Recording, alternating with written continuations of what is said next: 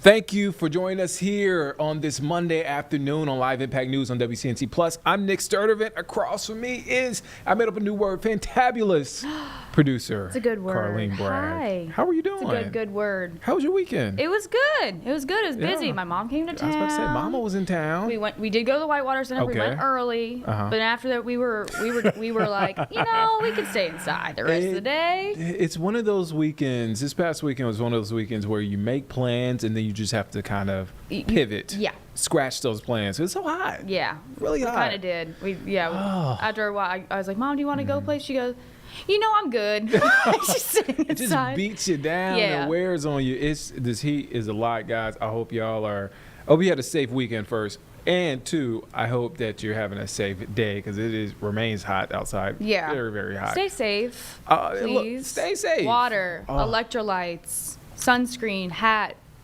Even in the early morning before the sun rises. Yeah, because did you run outside? I did. And it was really, really, really, it wasn't like hot, but it was just suffocating outside. And this is like 5:30 in the morning. I give you credit for trying because, I'd step outside. And I like to run too, but at a certain point, it is too hot to run. I did 2 miles outside, 3 miles inside. Okay. All right. Because I just couldn't. It was too suffocating. Good. I had to listen to my body. You listen to your body. Listen to my body. That's what we practice. What we preach here. You listen to your body. I had to get on Brad Panovich on Friday. Yeah, you called him out. I called him out. He took it like a champ. He did. He sure did. All right. He is our big story of the day, and so let's keep up with the theme of it. Let's bring in meteorologist Becca Birdsall, who is here tracking this extreme heat. I gotta give a shout out to Becca, and she knows where I'm going with this one. Becca was on NBC Nightly News. That's right. Chris told us this morning. How cool was that? I did not know this information until this morning. You didn't know? I did not know. I sometimes I watch Nightly News, but more often than not on a weekend evening, I am doing other things. Right. Yes, I was talking about the dangerous heat, so I got 2 lines and 2 words. Wow. More to me. National news. More to me. But it speaks to how hot it is outside. It's hot all over the country, but here in Charlotte, in North Carolina, South Carolina, oh my goodness. For sure. It is the biggest weather story out there. Of course, we hit the triple digits 2 times this weekend, looking to do that for a 3rd time in a row. Now, not only did we break a record high temperature on Saturday, but we've also been breaking records for the warmest low temperature as well. So if you've been noticing that it hasn't really cooled down much at night, it is not just you. Now, it's noon, it's 95 degrees, ton of sunshine out there. I can only see 1 afternoon cloud, dew points in the upper 60s, still making it feel like a steamy 99. And this is the emoji for today. There's some frownies. A lot of frowny faces. And you know what? That's going to be the story going forward over the next couple of days. Current temps across the area up to around 92 in Lincoln, 95 in Lancaster, 91 over towards Shaw, and even the lower 80s entering over towards the high country in Boone. Feeling like 101 over towards Gastonia, feeling like the triple digits basically south of the metro. That's 100 over towards Rock Hill, Monroe, 102 feeling like in Chester. even feeling like 105 as far as in Chirac. So extreme heat alerts. Well, I've got heat advisories issued across portions of the Charlotte Metro. This is for the third consecutive time in a row, with one of our counties encompassed under an extreme heat warning further off to the east. That is Richmond County, extending all the way to Raleigh over towards the Carolina coast. A reminder, difference between the two, well, heat advisory is when the heat index is expected to be between 105 to 109, whereas the extreme heat warning is basically an upgrade from that, when that value is expected to be 110 or greater. And actually this weekend, I believe Chirac had a heat index value of 114. So not going to be as hot as that for today. I'm going to be feeling close to 110 later on this afternoon, between 105 to about 110, which is why we do have that heat alert in place. Actual air temperatures will be approaching 100 degrees again for the third consecutive time in a row. Now, why we are so hot? Well, the eastern half of the country is dealing with what is called a heat dome. That is a ridge of high pressure system,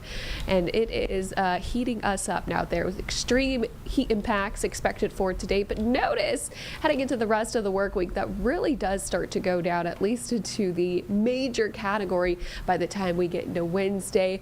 Minor heat impacts as we head into this weekend. Of course, today we've already hit 90. That marks the 22 consecutive day with high temperatures 90 degrees or above.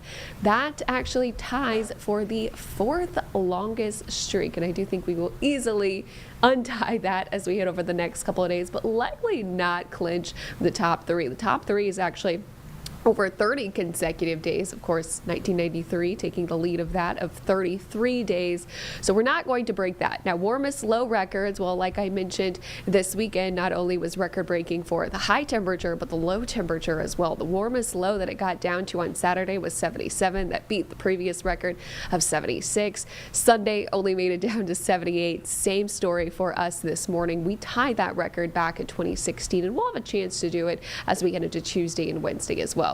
There's going to be a chance for a couple of showers and thunderstorms today, probably the better chance over the next several days, a little bit more scattered, especially after 7, 8 o'clock. This is when it starts to get a little bit more active during the overnight periods. This is just after midnight. These are scattered showers and thunderstorms all across the area. Of course, this is rain that we could all use. Will fizzle out by daybreak on Tuesday morning, and then we'll have another chance for a couple of showers and thunderstorms Tuesday afternoon and evening. Of course, this create some afternoon clouds and hopefully could help cool us off as well as we approach your Tuesday. We'll do it all again for Wednesday as well, with overall pretty lower coverage, only about a 20% chance of getting in on one of these downpours. High temperatures today, 100 degrees, 99 for Tuesday. By the time we get into Wednesday and Thursday, those highs do slowly start to fall back, middle to upper 90s, likely still feeling close to 105 out there.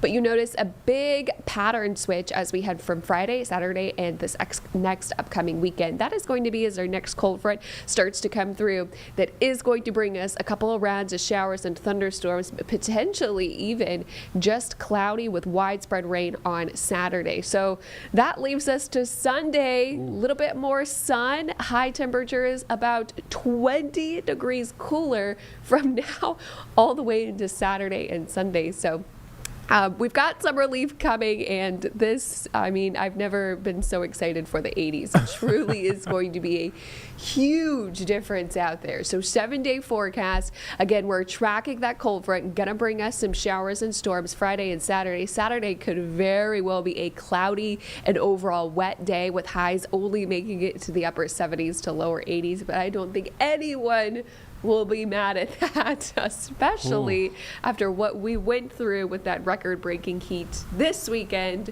So all in all, what are the Knicks icks and picks this week? Oh, I mean, it's Nick icks like until Friday. I mean, it's pretty miserable outside, and I agree. I feel bad because I have I take part in a run group, Black Men Run, Charlotte, and we meet on Monday evenings, Wednesday evenings, and Saturday mornings.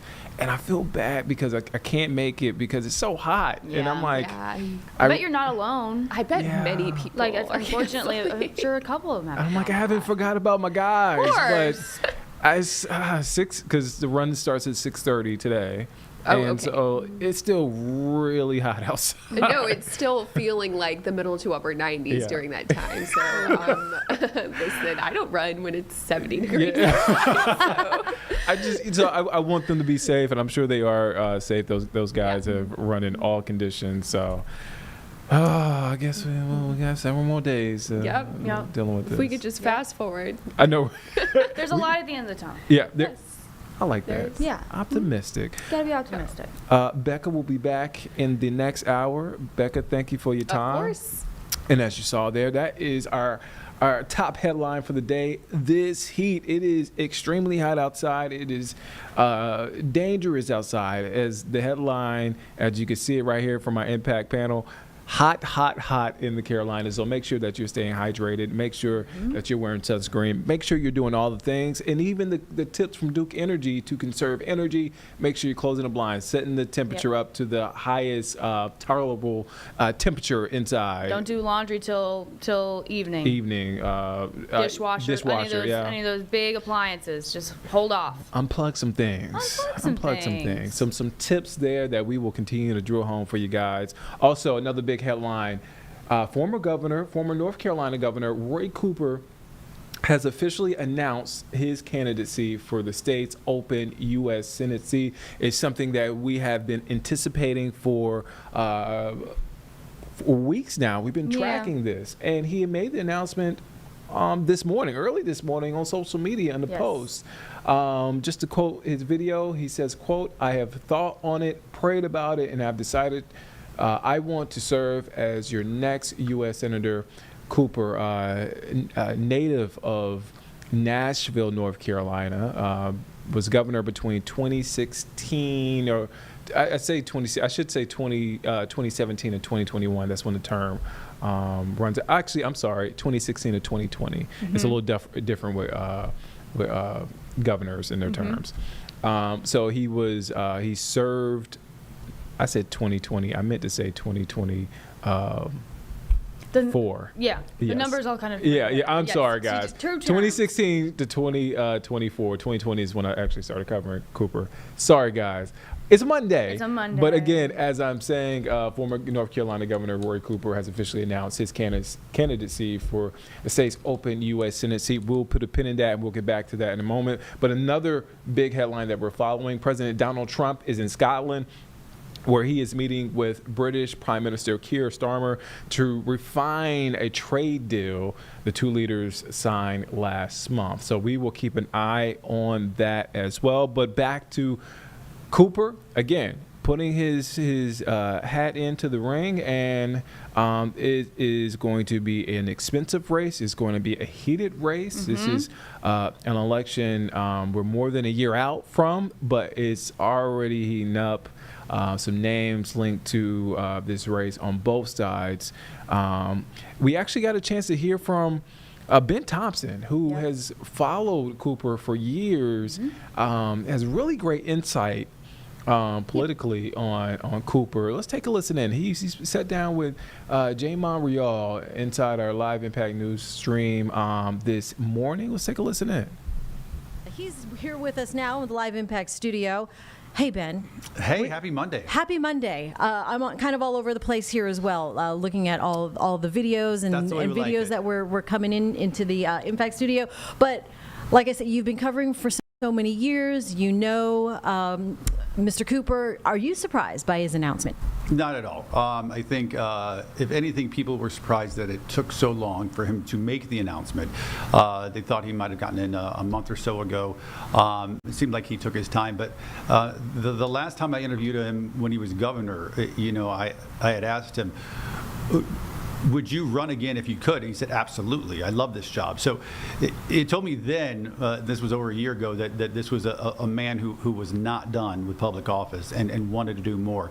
And I think a lot of folks saw the U.S. Senate seat as a prime opportunity to do just that. And that's when they thought Tom Tillis would still be in the seat. So I think this has been a long time in the making. So do you think, though, with him just leaving in January, is there going to be voter fatigue with him jumping, back in 6 months later? Republicans certainly hope so. You can expect Republicans are going to tie him to Hurricane Helene, the response to that. And you can expect them to also tie him to the pandemic and some of the shutdowns that happened across North Carolina.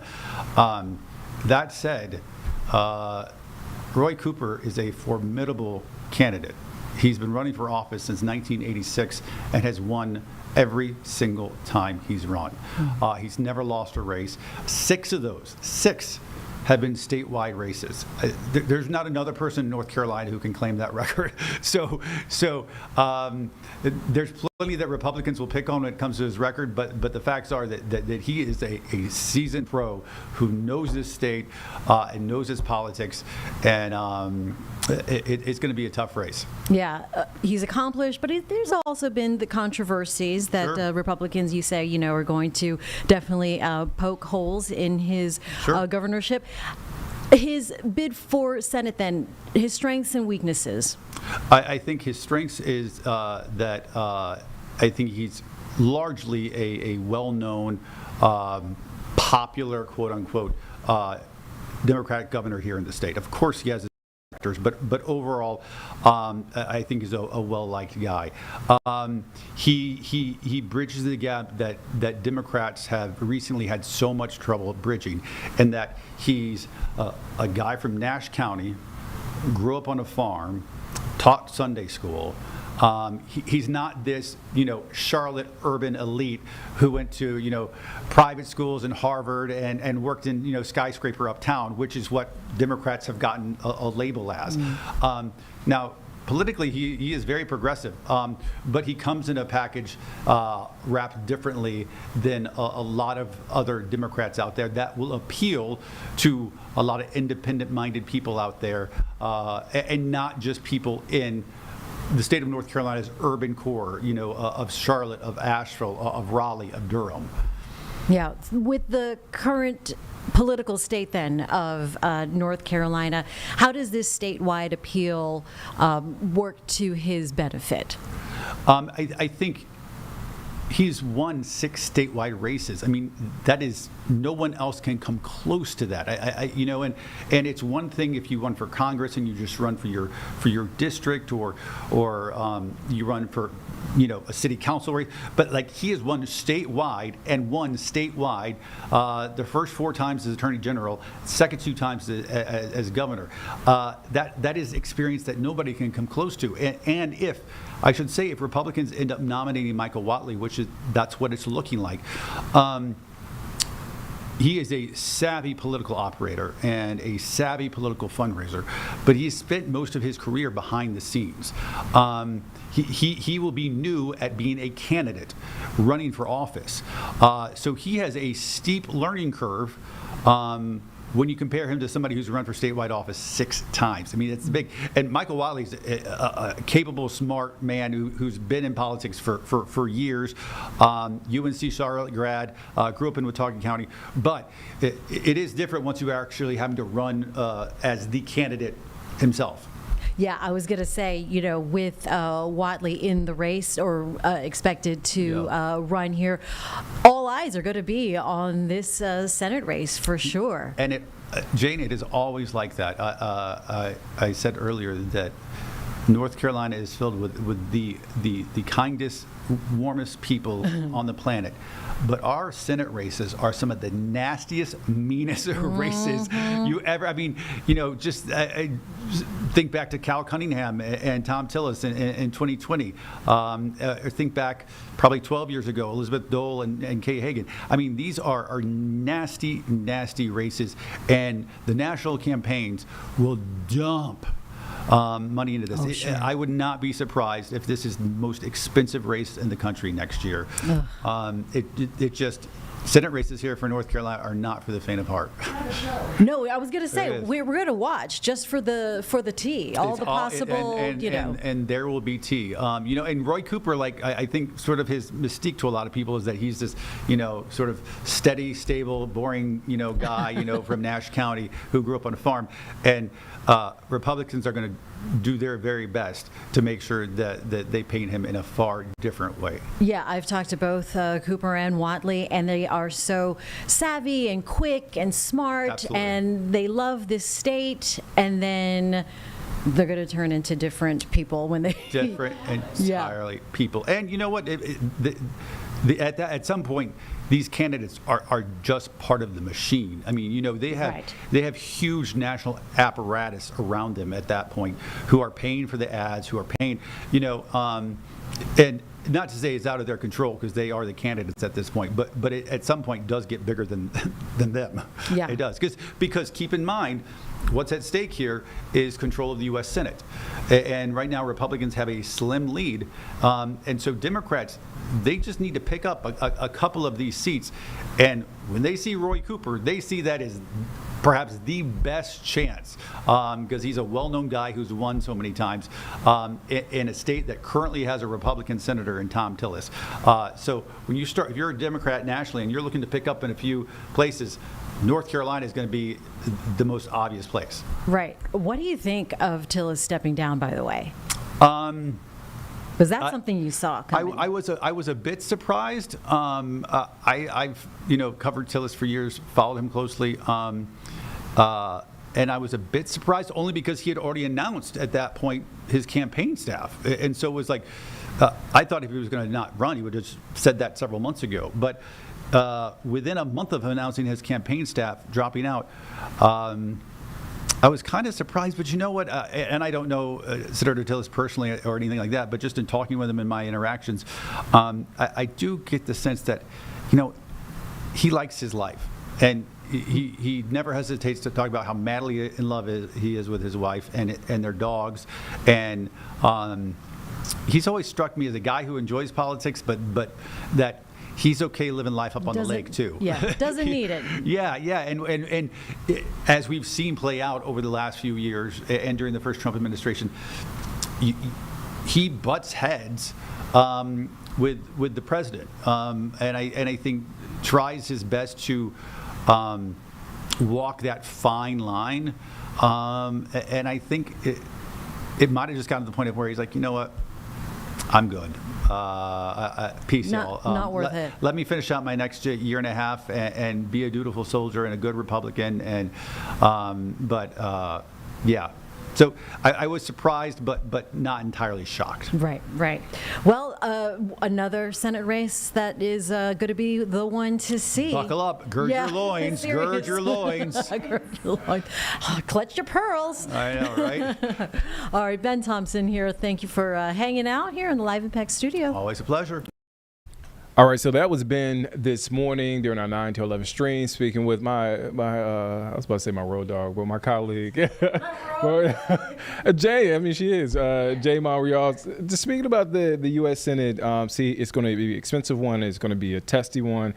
Things are already starting to heat up. Cooper, former governor of North Carolina, throwing his hat in the ring. So we'll see how everything shakes out. Again, he made that announcement this morning. I do want to point out we are following some breaking news, a homicide investigation in the Independence Division. Now, this is coming from CMPD. CMPD says detectives with the Charlotte-Mecklenburg Police Department's homicide unit are conducting a homicide investigation in the 4600 block of Coronado Drive in the Independence Division.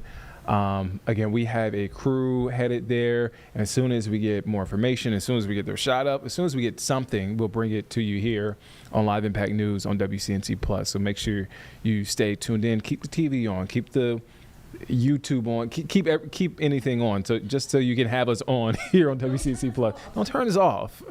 All right, so again, we're following that breaking news, that homicide investigation in Charlotte. All right, so I know Carlene is getting some stuff loaded up. Where do we want to go next, Carlene? Let's talk Panthers. Okay. as Carlene gets that set up, let's talk Panthers. So we're in second week of training camp for the Carolina Panthers. Carlene is always great about having me on. And it's not even my show when she has me on from the 9 to 11 stream to talk with sports director Nick Carboni. We talk some Panthers stuff. I mean, it's an interesting time. Look, it's been a tough time as a Panthers fan the last, let's say, several years, to be generous. Talk about it. It's been tough. I mean, look, we haven't had any winning seasons. We haven't been to the playoffs in a while. But it feels like this year is the year, and I'm not trying to get ahead of myself, but this year is the year where you feel like, all right, we're moving in the right direction. Mm-hmm. So we spoke with Nick Carboni, Jane and I, Carlene, spoke with Nick this morning as he was getting ready to do some one-on-ones, some press conferences that were about to happen or this morning as we enter week 2 of training camp. We're already in week 2 of training camp. Saw some of the clips. I saw a nice catch from our number 1 draft pick, he was number 8 in the draft, but our number 1 draft pick, Teteroa McMillan. He looks like he's going to be good. And Nick, he answered some questions that I had. Yeah. Some questions about the receiver room. Yeah. So, again, he put my mind at ease. It's all about Nick Sturtevant. It's all about answering your questions. It is. I'm glad Carlene knows. He put my mind at ease. So let's get to that conversation with Nick Carboni this morning. And we have a very good day today, a Monday. Yeah, it's a Monday, but it's also training camp. We continue to talk about training camp, and our Carboni, I call him by his last name because we also have Sturtevant in the house, but we have our Nick Carboni, who is on the phone with us this morning. How you doing, Nick? I'm good, Jane, here at Panthers practice, first padded practice of training camp. So we should be able to observe a whole lot today and have reports for you later on how that goes. But interesting day. Anytime the first day of pads, I get 16 of them. So it's always something we try to glean some stuff from. All right. So what can we expect today? Yeah, I think, it's hot, as you guys well know. And anytime you get the pads on, it is an intensity that is ratcheted up just a little bit. Here in team drills, there is not full contact or tackling. You still cannot contact the quarterback, but you will feel a little bit more intensity in the air, especially, we talked about some of that trash talk that carried over from mini camp into the beginning of training camp. Well, now the pads come on. Now there's a little bit more contact and a little bit more pressure on the quarterback. So I think first and foremost to see how Bryce Young responds and take it from there. It's hot, as I mentioned, but they have there's actually a breeze built into today. I didn't know that was happening, so we're pleasantly surprised. But they have the cooling trailer. Of course, they're staying hydrated and have all other ways to monitor individual players and their body temperatures today. So they're trying to get the work in these temperatures because, you've got to prepare for all elements. Yeah, absolutely. From heat to winter. And so by the end of last week, the trash talking, the cautious optimism, what's the buzz as they looked to this week and with the heat and preparing for it? Yeah, I think that, Bryce Young had a couple of interceptions on the first 2 days last week, and then Saturday had a sharp day. And outside of those interceptions on Wednesday and Thursday, he did have pretty sharp days. And again, they were not in pads. The offense is still trying to install its offense, its plays. The defense is basically operating out of its base defense every time. So I think there wasn't any cause for concern there. And he had a full day of good decisions on Saturday. Again, that's something in a few minutes here we will see more of as he enters 11-on-11 team drills with pads on, with a little bit more pressure on him. So I think we're looking to that and to see really how all the players on the team respond. Anybody coming off of injury, like Derek Brown, how he responds to a padded team practice today. Some of the rookie receivers, now that there's contact at the line of scrimmage when they're trying to free up and run their route. So all things you can take away. And they're about to do one-on-one drills also, which is always fun for fans to see. And we'll get some of those clips out there where, you'll have Teteroa McMillan, the rookie receiver, go up against veteran and Pro Bowl cornerback J.C. Horn, and all sorts of fun matchups that usually, we try not to take too much away from them, but they do show you a little bit in those drills. So we're about to see those. So that'll be fun. Yeah, it's a whole nother game when you get the pads on, right, Sturdivant? He always joins me now on our conversations with you, Carboni, because he's our number one Panthers fan. I understand the pads. I played 2 years of varsity football, so like I understand a little bit. There you go. Come on I down, understand. Nick. I understand a little bit. Yeah. How do you feel about coming down today? 99 degrees, put some pads on, get out there You with and these JC guys. Horn. There you go. Hey, look. Run some routes. Nah, I'm retired. But Carboni, I have two questions. I'll start with this first one. Hunter Renfrow, right, is a great story. Socastee High School's finest. Played there in the Myrtle Beach, Conway area in high school. How's he looking in camp? Well, I mean, I thought, in my view, that he was looking better than he did in minicamp. Remember, I mean, just to recap, sat out a year of football, had ulcerative colitis, was very ill, lost a lot of weight, was certainly not in football shape, got the itch to come back once he cleared that, and has been with the Panthers since minicamp and has progressed basically every stage of the offseason. I thought he looked pretty good in camp the first week, and then Dave Canales kind of confirmed it this weekend when he said, I feel like I'm looking at the old Hunter Renfrow that went to the Pro Bowl with the Las Vegas Raiders.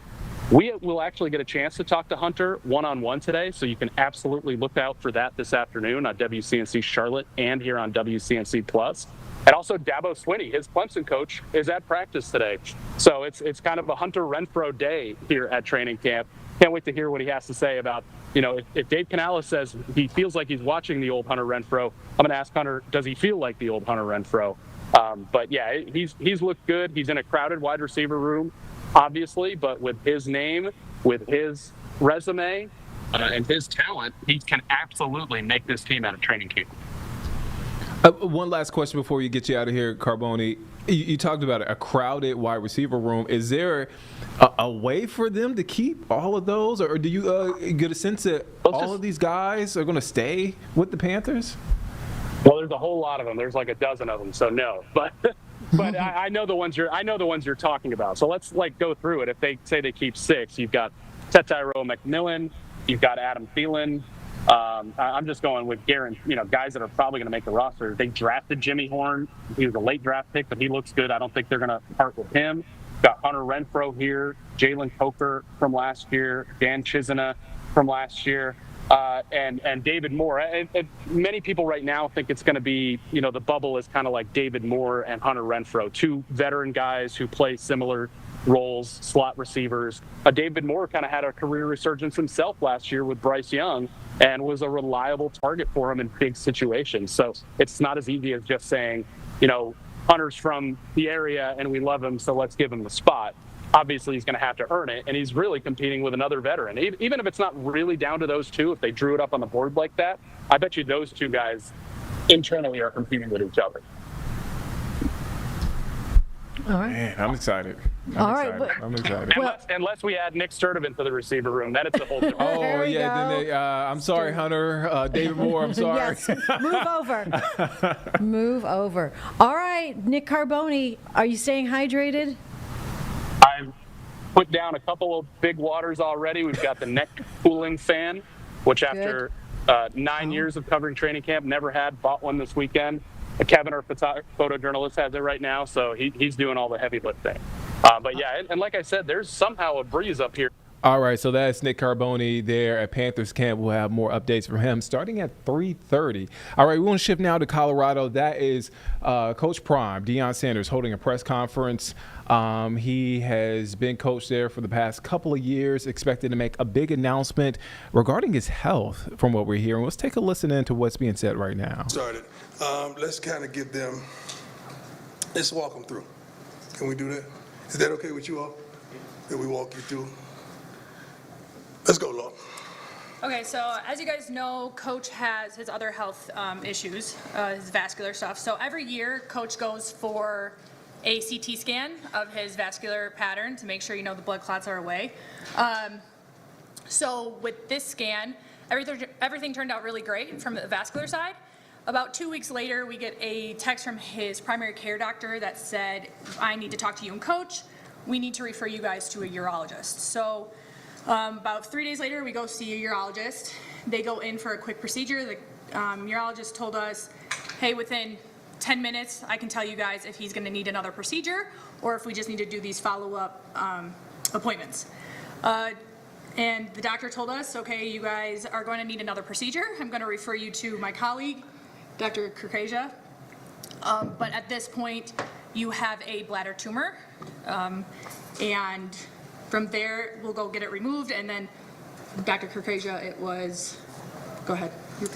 Yeah, so we proceeded with removal of the bladder tumor. It showed a very aggressive Let's go backwards because you guys gave me options that scared me to death. Oh, well, once we knew. We'll get there. I'll get there. Okay, I'm sorry. We removed the tumor. It was very high grade, invading through the bladder wall, not into the muscle layer, something we call very high risk, non-muscle invasive bladder cancer. So we did discuss options. We discussed some options of treatment in the bladder, and we discussed bladder removal as well. Given his commitments to his family and to the team, elected to undergo a bladder removal. We performed a full robot-assisted laparoscopic bladder removal and creation of a new bladder, and I am pleased to report that the results from the surgery are that he is cured from the cancer. You can clap, it's okay.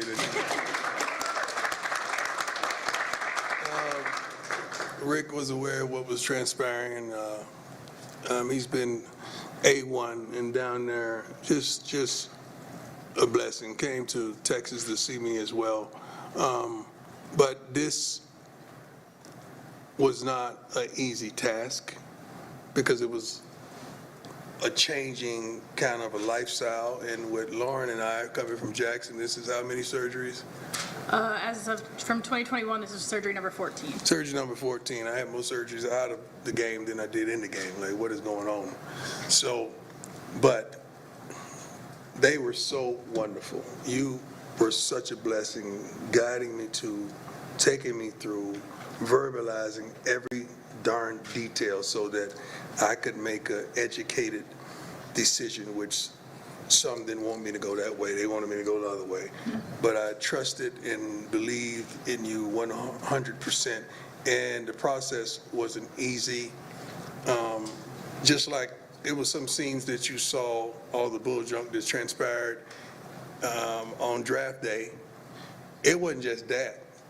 It was just I knew as well I had a surgery coming up. My sons to this day don't know what transpired. I just told them something with my foot, again, because I wanted them to focus on making the team and not focused on dad. So they really don't know. My daughters do, and this joker right here, much love to my son, Junior, who have not left my side since we found out what was taking place.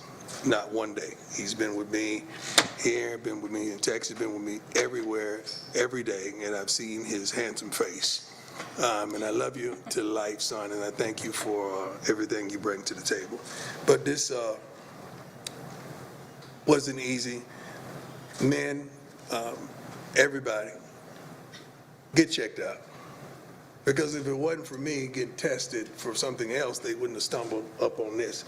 And make sure you go to get the right care, because without wonderful people like this, I probably wouldn't be sitting here today, because it grew so expeditiously, I could say.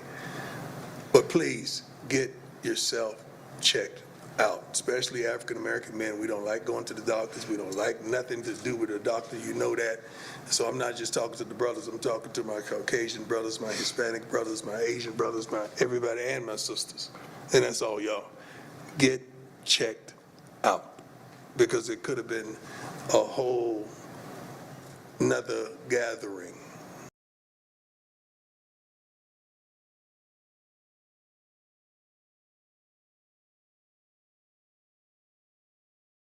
I think I dropped 25 pounds. I was like an Atlanta Falcon prime at one point, you know, and just dealing with the catheter, dealing with all the stuff that I had to deal with. And right now I'm still dealing with going to the bathroom. Like, it's a whole life change. Like, I can't, and I'm going to be transparent, I can't pee like I used to pee. It's totally different. And she not only is a blessing, but she provided other persons that have gone through what I've gone through so that I could talk to them and get some solace and understand like what I'm facing, not just from a doctor, but from another individual. And to have that been told, like it's a totally different life. I mean, thank God. I depend on depend. You know, if you know what I mean. I truly depend on depend. Like I cannot control my bladder. So I get up and go to the bathroom already 4 or 5 times a night. But then I'm sitting up there, waking up, you know, like my grandson. We in the same thing. You know, we got the same problem right now. We going through the same trials and tribulations.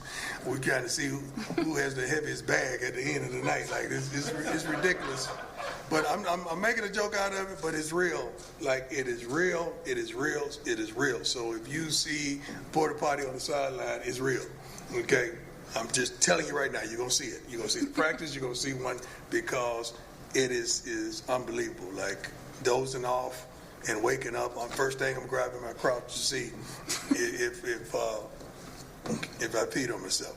And it's just totally different. And I know there's a lot of people out there going through what I'm going through and dealing with what I'm dealing with.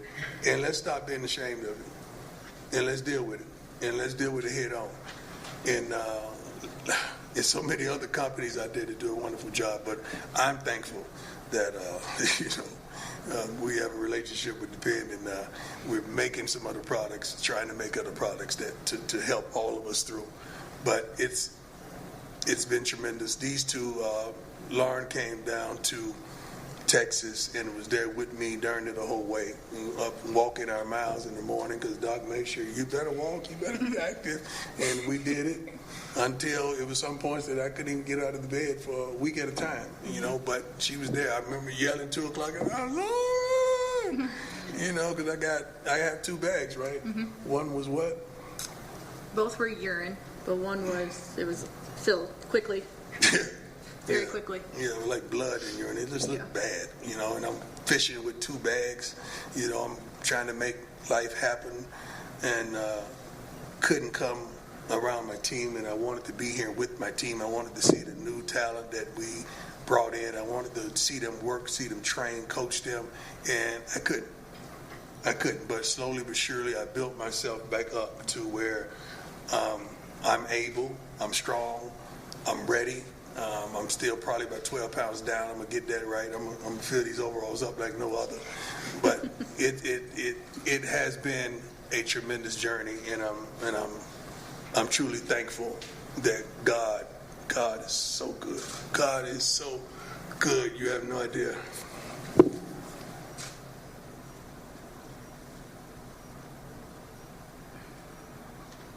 You have no idea how good God has been for me to be here. You have no idea. Thank you. Thank you both for everything. Let me add this for all you people that get upset when I start talking about the Lord. I never once through this whole journey said, God, why me? Because I would have to say, God, why didn't you sit me up here in front of these wonderful people? Why you give me the position of the head football coach of the prestigious university? Why you allow me to father 5 wonderful kids? Why you give me these relationships with these wonderful people? Why me, Lord? Did I have some of the things that I have? I can never say that. I can never say the other side because I'm going to have to ask that.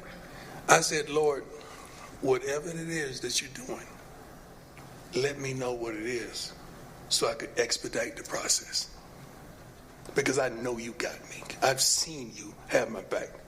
I've seen you there in the midst of storms when nobody knew I was going through hell. I've seen you guide me and bring me through. Lord, I would never say why me, but let me know what I need to do so that I can help. And there's some people out there right now dealing with the same issue, affected by that C word that we usually, when we hear that word, is normally a life sentence attached to it. But not this time. But not this time. Because God got me. And I don't take it for granted. I don't want you to take it for granted. Anybody out there, I don't want anybody to take it for granted. Because it's real. Everybody in this room, I guarantee you, have been affected by that C word somewhere in your life. Some parent, some friend, some loved one, somebody has been affected or infected. Some people have beat it. We have a player have beat it on our team, right? Family members have beat it. And I be darned, I think I will have a wonderful team, ain't it, Doc? We gonna beat it, ain't we? It's beaten. It's beaten. Amen. Constance, I thank you. I thank you. I thank you, Sarah. Thank you. I thank you, Sam. Everybody in my corner on my team. I thank you for this wonderful university, for backing me, just giving me time to heal and to come back, better than ever. Now, questions. Let's go. Start with Romy. Coach, wonderful to see you. Wonderful to see you too, Rob. Congratulations on the great news. I see you've been cheating on us with the Broncos. Well, but not today. I left that. I appreciate that. Always. A question for you, and also a question for Doc. For Doc, just curious, moving forward, what does this look like? Does anything change in regard to his day-to-day? And then, Coach, as you look through, you're talking about you never said one at a time, Rob. I can't remember that kind of stuff. All right. Day-to-day, I think, will, for most patients, becomes just a new way of life. But outlook, very good. We'll just keep them on routine surveillance scans. Other than that, nothing else. And help me with this pee problem. Coaches, you guys think I'm playing. Like, I'm too old for this. As you look back, and you said you never asked why me, you've always been this positive person. When you look at the challenges outside of the physical challenges, kind of mentally, emotionally, what has been the biggest challenge for you in this process? Getting people to understand that it ain't about me. It's about y'all. Everything I deal with is like a tool to reach more, to affect more, to challenge more, to love more, to give more. That's what this is about. This ain't about me. Because for me to go through this, the devil had to ask God, have you considered my servant prayer? That's Bible if you don't know. Go ahead and try it. I know he gonna praise me. I know he gonna magnify me. I know he gonna glorify me. And that's what has transpired. So I don't mind going through the afflictions I go through because I know the result. And we helping some folks today. There's some folks right now calling the doctors, scheduling checkups. There's some wives out there saying, baby, I told you. It's some whosoever wills that ain't been to see a doctor in years, but they gonna go get a checkup. Because if it could happen to Prime, baby, it could happen to you. That's what they're saying. They may not have the speed. They may not have the ability to maneuver, but they got that will to make it. That's why. Miss you, girl. Hey, Coach, over here, sorry. Pat Graham, Associated Press. Two-parter. I'll just ask the first one first, and that's you had a very powerful video yesterday your son put out about, planning for a will and how emotional that was. Can you, going back to that moment and to this point and being cured in this announcement, could you have imagined this point, and what was that journey like? And when hearing the words, hey, this is cured, what did that mean to you? Well, first things first, you don't want to be a fool and leave and not have your business affairs in order. So, matter of fact, Lauren was there, as well as my attorneys. And the funny thing is about that, you sitting up there ranking your kids again. Let me see. Shiloh deserves how much? Bossy, she left Colorado to go elsewhere. Let me see. Like you're really going through this stuff. Making sure your mama's straight. Yeah, I'm serious. You rank your kids too. I'm not the only one. So you had to deal with that and going through that. So you're straight. But the second part of that question was. Basically, just reflecting back on from that point to this point. I mean, how I guess the range of emotions you experienced when you heard. I'm always positive, man. I would get upset when my body don't allow me to do the things that I want to do, and she can attest to that. I mean, you got to understand, I'm out in the morning at 7 a.m. Lauren, let's go, baby. Let's hit this walk. Let's get this walk. And I got 2 bags full of blood and urine with me walking. Like I'm like, let's go, because you know what? Doc told me I got to walk, right? Yep. And I walked with 1.3, right? At least 1.3. At least 1.3. Yeah, so until the time that I couldn't. So I never look down. I'm always looking up, and I'm always trying to go get it because I want to be the best prime I could be for everybody, And then my second part was, sorry about related to football, but you have a great coaching staff. How much have you relied on that, and how much will you rely on them this season, maybe to help out? I don't have to rely on them. I'm back, baby. I'm back. I don't rely on them no more. I'm going to be with them. You know, the Bible says, remember the rod and thy staff, they comfort me. Okay, so we're going to comfort one another. And I love them. We have a wonderful staff, and thank God that they're good enough that I don't have to babysit. I don't have to be there every minute too. And I know they got that. It ain't like I told them anything. I think they found out yesterday, like the team found out. They didn't know. And first of all, Constance, let me thank God for our team, Sam, our team that didn't disclose this to anyone. We did a good job. Usually you have a couple of leaks, you know, but we were pretty good that we didn't disclose this to anyone because you guys definitely would have told it. So I'm thankful for that as well. Where's Sarah? Sarah, thank God, baby. I love you to life. Every time we go to the hospital, I hate going to the hospital, but every time we go, you're a true blessing for us, and thank you so much. I have you up on the Sarah the plug in my phone. You connected to everybody. Next question. Rylan Scholes from Ralph Report. You spoke about this at the beginning of the presser, but what kind of support have you felt from the guys on your team, both the football team and medical? Football team didn't know. So Lauren and a few people, but our medical team, I know I keep saying it, but she is a gift from God. She really is. You have no idea the sacrifices she made to make sure I was comfortable. She does it for other patients as well, but she is a tremendous blessing, her and her family. So I'm truly thankful that you could tell when you have a doctor that care and they're invested in it. You know, they're invested in making sure you're okay to details and all the persons that I was connected to understand what I'm up against. Adam, go ahead. Adam, Mr. Tiger, 24/7 Sports. How you doing, Adam? Doing well. Lauren, I actually wanted to ask you a question. You've been with Coach Prime through his foot issues as well. What's it been like just being by his side and seeing the resiliency that he's had over the years? Pretty amazing. He's never folded, not one time. Even when he was making a decision on what treatment route to go on, everything was for, no question, it was for his sons and for the football team. He knew his two things in life. Don't forget my daughters now. I got two girls. Sorry, yeah, all kids, I guess. They're going to be mad. All five of them. But he's never folded nor waved, not one time. Everything is, you couldn't ask for sometimes a better patient because he wants to get up and get going right away. So it's been awesome. It's been a hectic journey. It's been a lot, but there's a blessing, right, in disguise with all this. So. Hey, Coach. So glad you're doing well. What's going on, boss? What's going on?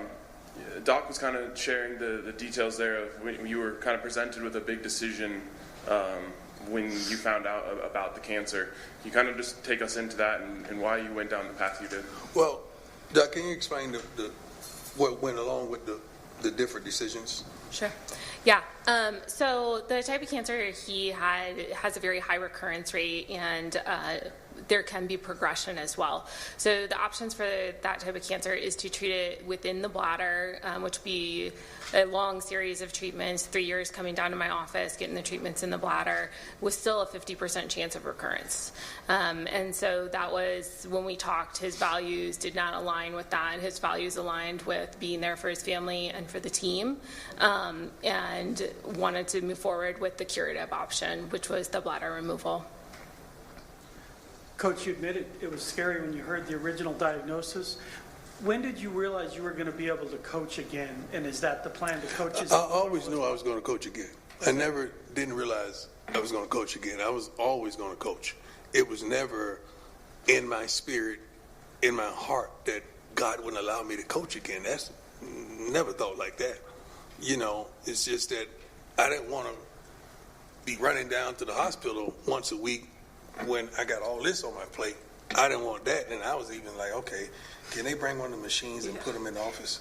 You know, I'm serious, like dead serious. Like, we had a lot of conversations. Give it a lot of conversations. Yeah. And Doc would look at me like, he is crazy. No. I saw it in your eyes. He is crazy. Is he like this when he coached? Yeah. But we worked it out. Brian, go ahead. Hey, Coach. Brian Howell, Boulder Daily Camera. I have two questions for you. First off, I mean, this whole offseason seems like it's been quite an emotional journey for you between becoming a grandfather and seeing your sons go to the NFL and all this. What's this offseason been like for you, just that emotional? It's been wonderful. It's been a blessing.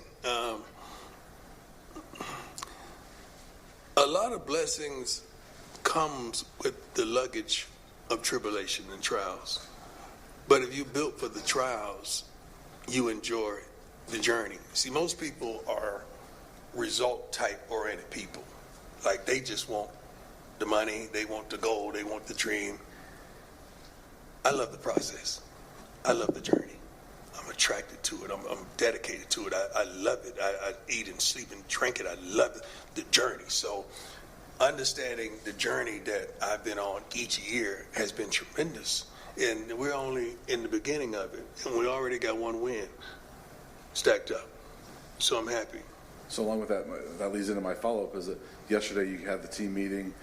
You enjoyed that journey as well. How good was it for you to get back in front of your team and just be where you'd like to be? Oh, my God, wonderful. I mean, I'm sitting up there seeing new faces. I'm seeing new body types. Swayze has done our head strength and conditioning, done a wonderful job. Some of the players, I know it, I ain't recognize them.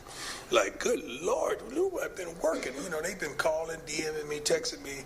They've been staying in contact, but it's another thing to see them. And just to see their faces when I'm up there speaking to them, as well as this morning, because they got a lot of things to do academically and wholeheartedly this morning that they're doing. But it was wonderful just to be back and see the new field. The new turf is unbelievable. Thank you, Rick. I mean, the new turf, you guys don't understand. Like, I don't know if any of you have yards, like at your cribs, but it's something about, I don't know if it's the mist or the dew, but it gets a little slippery in the afternoons, early morning. That's what the field does. So we have a wonderful AD that wanted to eliminate that so that we could make sure we have every possibility of getting to the playoffs and having a suitable field. So that was behind the thought process. Hey, Coach. Good to see you again. Good to see you. Back. Maybe more for your doctors rather than you, but what is the process of a bladder, I guess, removal, and like, what did you go through during that whole process, Coach, of having your bladder taken out in a prosthetic? For the doctors first. Yeah. So thanks for the question. At the University of Colorado, UC Health, we usually do the procedure robotically. So it's a laparoscopic surgery where we attach a robot to the patient and then we do all the maneuvering of the robot. And then once the bladder comes out, we also take some lymph nodes, make sure it hasn't spread, and it didn't. And then we make a new bladder for people. We use their own intestines. So they don't have to take immunosuppression. But it is a new way of life, and it is a learning curve for sure. And you got to understand when all that is going on, you finally wake up and you try to move. It feels like everything inside of you. I think we have clips of this stuff. We got receipts to everything, but it was dynamic. It was tough. It wasn't a cakewalk. It wasn't easy. Even using the bathroom thereafter was a challenge because they wouldn't let me leave until I used the bathroom. So thank God we got that through. Yeah, that was a fight. That was a fight. But we made it. We made it. Dog was like, yeah, it was a fight over there. Hey, Coach, Leo Rivera with Scope of Sports. How you doing? There's been a lot of support from your fan base throughout this time, and the questions. Do you have a message to them and the people who outside your extended family who have been supporting you? Love them. I appreciate them. I adore them. I don't take them for granted. I'm going to just roll down these names real quick because I just feel compelled, okay? Travis Hunter, Nate Newton, Michael Irvin, Redmond, Corey Fuller Hart, Pastor Keon, Pastor Dewey, Deshaun Jackson, Alfonso Williams, Rick George, Cedric Buckley, Pretty Tone is what they call it, Reginald Calhoun, Wheezy, Lil Twist, Constant, Sam, Jose, KK and Mont, Pac-Man Jones, Big George Sapp, and Little George, Leon and Jennifer, they all came to visit. Leon and Jennifer is there every day. You have no idea what that did for me. Just to get visits. First of all, I didn't want to see anybody. I'm 180 pounds soaking wet. At that time, I didn't want to see nobody. I didn't want to see nobody seeing me down, and I'm barely moving around the house, walking like Fred G. Sanford. And the G ain't for good. And it wasn't a good look, and I like to be strong and I like to be me. But I'm thankful that they came to give me love and support and to pray for me. DC Youngfly called me this morning, prayed for me. Like, he called it down for heaven. DC, I love you, boy, and I appreciate you. Let me tell you something. Randy Moss called me every other day to make sure I was straight. Randy Moss prayed for me. He and his wife told me what I need to be doing. He's gone through some things very similar. But Randy Moss, man, I love him to life, love him more than ever. I prayed, he told me he's going to come to the game this year. I prayed that, but he gave me so much strength and so much guidance and so much love, respect, and appreciation. Thank you, Randy. I really appreciate you. I really do. But there's so many people reached out, to me, DM me and text me and try to get at me. I think we changed numbers a couple of times. We got one more number change as well. So I apologize to those of you that hadn't got back to, but it's going to be another number change. I'm just letting you know. Yes. So this is a scary diagnosis. I understand if you don't get early detection like you do, it can be as dangerous as some of the most deadly cancers. Yes. Can you talk, both of you, maybe a little bit about that initial fear? Well, the initial thing you do is what we all do. We Google. And that's the wrong thing to do because they tell you you're gonna die, dog. I mean, like they pretty much say that when you Google it, and you don't want to see that mess. Whoever's doing Google, you need to change it up because that ain't the thing to look at when you're going through what I went through. Like, you got about 30 days, man. Like that's the way it seems like it's talking to you, and you don't want that. And you got to. That's why you got to rely on your faith. You got to rely on your faith and these wonderful people that's telling you the truth. I'm like, Doc, shoot it straight. Yeah, when they start turning their head to the side, it's getting ready to come. It's real. But she never falsified anything. She told me what was 100 and never said, well, you should do this and you should do that. She just explained everything to me so that I can make the decision that I felt like I needed to make for me and my family. Great question. A couple more, Jeff. Can the doctor address that as well? Yes. How scary this cancer is? Yeah. So the bad side of this cancer is, if it does progress to the muscle, the rate of metastasis is about 50%. Only about 10% of people live 5 years, even with our current medical treatment, if it metastasized. So, very lucky to have found it at this stage where it was still, I could say the word. You're watching Live Impact News on WCNC Plus. I'm Nick Sturdivant. Right now, you're watching live from Boulder, Colorado, on the campus of University of Colorado, where Coach Deion Sanders, also known as Coach Prime, reveals he beat bladder cancer during a first CU or Colorado's football's first fall camp press conference. Now, he put a video on social media sort of teasing this announcement, some sort of health announcement. But again, we have been informed by Deion and the staff there that he was dealing with some health issues and disclosed that he was diagnosed with an aggressive form of bladder cancer. But after surgery, his oncologist considered him cured. Now, Sanders is 57 years old, and again, surrounding him is his medical team. You see, it's a very emotional press conference there. So that's the big, not only even a big story out of the sports world, but big story just across the country. He's a beloved athlete. He's a pop culture. I mean, he's he's a big name. Yeah, big name, from the shoes to the sayings to everything. So showmanship. He's an everything. Athlete of like no other. Yeah. A lot of one of these first athlete, I would say, that dominated two sports. Did well. And I know Bo Jackson is out there, Sure. but slightly different situation with Bo Jackson when it comes to his Major League Baseball career and his football career. So that's Deion Sanders. If that's still going, we'll get you back there. But again, that major announcement today that he said he's cured after being diagnosed with bladder cancer. All right, so let's come back here at home. Let's shift the tone for a bit. Let's talk about this weather. How are you doing outside, everybody? I'm talking to the folks at home. How are you doing? Are you? Hopefully you're staying cool. We want to be here to make sure that you're doing okay, that you navigate through these extreme temperatures. Becca's doing her best to help you navigate. No, but seriously, we're weather alert. This is heat. I don't even, I've been in the Carolinas on and off for my entire life.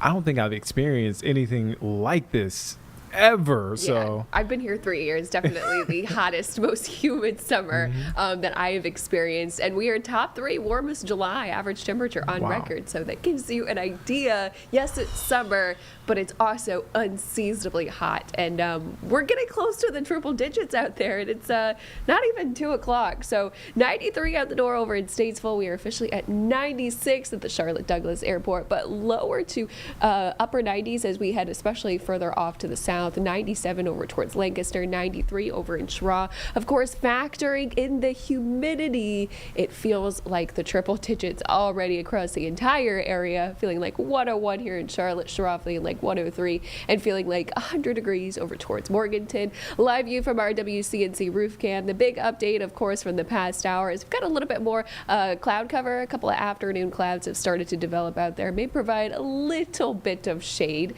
as we head throughout the next couple of hours. So the big story going to be the heat that continues to build out there. Again, those heat index values will likely be anywhere from 105 to peaking potentially close to 110. That's why heat advisories have been issued all across the Charlotte Metro, and this is actually the 3rd heat advisory in a row that we've been seeing across the area.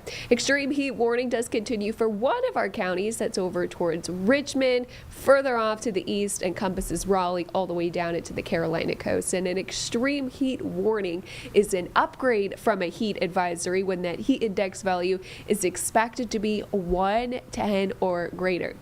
Gives you an idea of the steamy sauna-like conditions out there, as we'll likely see those actual air temperatures rise up into the upper 90s, lower 100s, especially peaking anywhere from about 3 to 5 o'clock. Feeling, again, like the triple digits out there, but around 6 o'clock, any evening plans still going to be feeling like 102. Why we're so hot? Well, it's the upper level pattern. We've got a ridge of high pressure system that continues to dominate that heat dome. Not going to be lasting forever, though, and will switch off and start to move a little bit closer to the east. 3-day impacts, well, we've got the extreme range for today, but notice really does start to go down into the major category by the time we get into Wednesday. Minor category as we approach this weekend. Today, well, we hit 90 degrees, so that marks 22 consecutive days where we have hit 90 degrees or above. That actually ties for the 4th longest streak, but I think we'll easily clinch that number 4 spot and not have to tie it, but probably not making it into the top 3 longest stretches, which of course was over 30 days, the top one being 1993 of 33 days. Here's why we won't be making it out there. You can see high temperatures will be soaring over the next couple of days, but taking a dip as well. Okay, I'll show you that graphic in just a minute, but do want to also mention there hasn't been much relief in terms of morning or low temperatures as well. In fact, this weekend we broke 2 records just for the warmest low temperature, including also a daily high as well on Saturday that we're not including. But look at that, we only made it down to 77 on Saturday morning. The record was 76 back in 1992. Did the same thing for a Sunday, only made it down to 78 degrees, which also broke that record. Monday, officially tying that this morning. We'll have another chance to do that for Tuesday as well. Futurecast, there is going to be a couple opportunities for showers and thunderstorms today. Pretty isolated from now all the way through about 6 o'clock. I think mainly after 8, this is when we start to get a little bit more activity out there. 8 o'clock all the way through the early morning hours on Tuesday. You can see scattered showers and thunderstorms all across the Charlotte area. This is rainfall that we certainly could use. By daybreak, all of this fizzles out. But by the time we get from midday Monday all the way through about midnight on your Tuesday. A couple of chances for a few scattered showers and thunderstorms. We'll do it all again for Wednesday. Only about a 20% chance, though, with better storm chances likely coming as our next cold front starts to approach. So this is the graphic that I was mentioning earlier. High temperatures will be in the upper 90s from Tuesday, Wednesday, middle 90s for your Thursday. So a gradual, slow cool down before we have a switch in temperatures below average starting Friday. That continues through the weekend and about a 20-degree temperature difference. Now, here's why. We've got a cold front that's going to be moving in. That is going to bring us rain. It's also going to bring us clouds, especially for your Saturday. That might be the story for the day. Clouds and rain allowing us to only make it into the lower 80s. For Sunday, though, we should see a little bit more sunshine and well below average temperatures, lower 80s. And it's definitely the pick of the week. So 7-day forecast. Yes, the heat stretch continues. Weather alert for dangerous heat, likely all the way through about midweek. Then by the time we get into Friday, showers, thunderstorms, but may not make it to 90 degrees, upper 80s, lower 80s for both Saturday and Sunday. Saturday may be cloudy with rain at times, so do be aware of that. But this is a big, huge difference from this last weekend where we had triple-digit heat. Ooh. Wow, Becca. We all feel it. Yes. It is a tough stretch, but again, as Carlene said earlier, light at the end of the tunnel. That light looks like it's Friday. It is, yes. Something to look forward to, especially as this is going to be a long week. Yeah. All right, Becca, thank you for your time. Of course. All right, so let's shift gears now. We want to go back to a developing story. We brought you it as breaking news. Trying to get, close to 1 o'clock we brought you it as breaking news. So we are working to get details, learn more about an investigation. I hate to be cryptic, but we don't know a lot of information. So I want to send it out to WCNC Charlotte's Miles Harris, who is there on scene, near the scene. Miles, where are you, and what can you tell us about this? Yeah, Nick, there's still a lot of limited details that we're still waiting and really questions that we're hoping to get answers here. And we're over here actually off of Coronado Drive over here, I wouldn't say in like southeast Charlotte. And let me go ahead and step to the side to show you some of the scene here right now. You can actually still see a couple of cruisers here on the scene here off of Coronado Drive. You actually see what looks like it could be an investigator, somebody here on staff with law enforcement going inside one of the units there. Again, still working to grab some more details as far as what they are actually investigating here on the scene. I did get a chance to talk to one of the investigators that just told me that they are here investigating an assault, and no other details are really given to us at this time. We did get a chance to also talk to some of the neighbors. They're asking questions as well as trying to figure out what happened, if there was any gunshots, anything like that. We did not hear any of that when talking to any of the neighbors here on scene, but when we asked kind of to describe what kind of neighborhood this was, they said it was pretty calm, pretty steady, no real issues there, and really not a normal situation when it comes to seeing this many police, this many investigators, really seeing a scene like this as well. But again, Nick, like you had mentioned, we are still working to kind of gather as many of the details when it comes to this investigation as we possibly can. We're still working to also talk to some neighbors here on scene, hoping to hear more from investigators right now as well. But Nick, that is some of the information that we do have at this hour.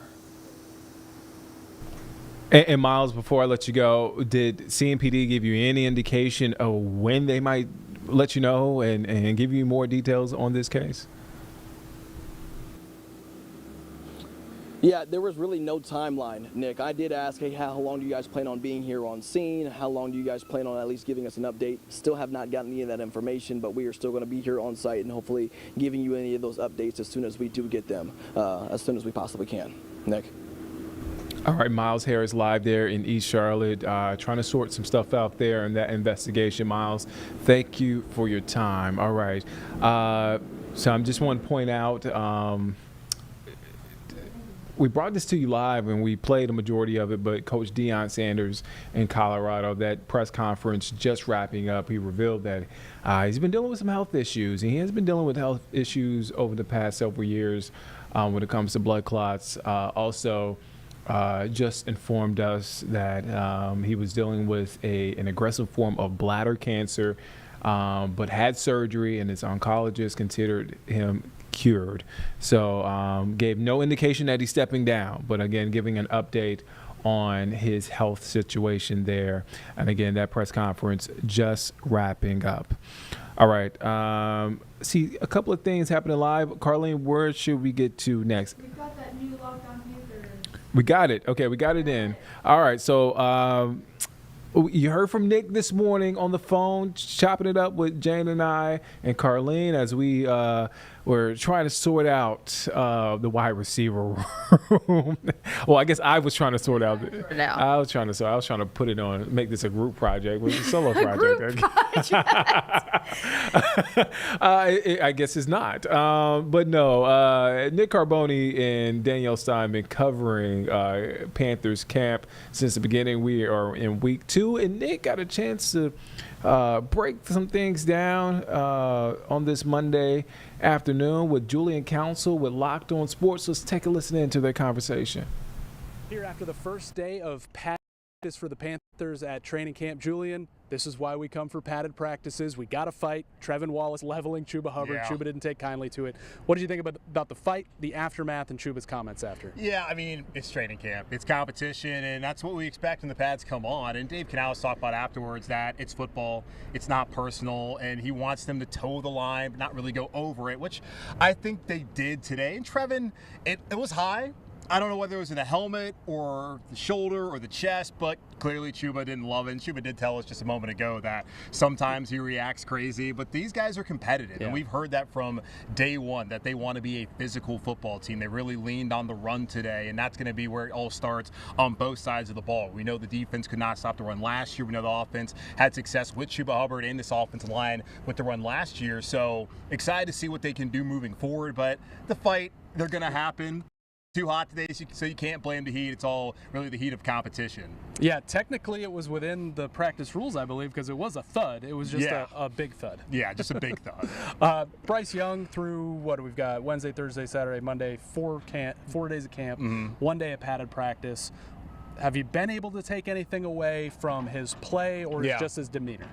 I think he's been clearly a leader. I know he was a little hoarse when talking to us today, so I wondered, was that just his communication? He says a little bit under the weather. I thought today was probably the best day that he and the offense have had. I really felt like the defense last week, prior to the pads coming on, was ahead of the offense, which is typically how things go as far as when training camp starts off. But they've had the mentality that they want to come out here and win every day. That Dave Canales apparently has him keeping score in the locker room. Well, who won what day, who won what drill. So I thought there was some really good connections between him and Tedero McMillan today, Xavier Legette as well. I think that Bryce is stepping into some more comfort as they are getting back together, and that's going to lead into next week, where of course we have Cleveland next Thursday, or next Wednesday rather, for joint practice, and then the opening preseason game where we'll find out whether he plays or not. But I do think that today was his best day and the best day for the offense overall. I don't think it's a citywide proclamation, but it certainly felt like Hunter Renfrow day at Panthers training camp. I mean, he had another great day of practice. His college coach, Dabo Swinney, was making the rounds here. What have you made of his camp and his comeback? I thought before today that he probably was the standout among the wide receivers so far. And people, I mean, they ask me, hey, how do you think somebody looks? And I always tell them, wait till the pads come on. And when the pads came on, we saw the same Hunter Renfrow we had seen last week. Had some really nice routes on 1v1, made a nice diving play right around here with Andy Dalton as a quarterback during 7v7. So he's looked good. And Dabo told us in that little small scrum that we had with him that when you look at Hunter Renfrow on the street and even out here, he doesn't look the part. But he called him a craftsman in his route running, and you saw that again today. You've seen that so far during camp, and I'm really curious how this is going to play out.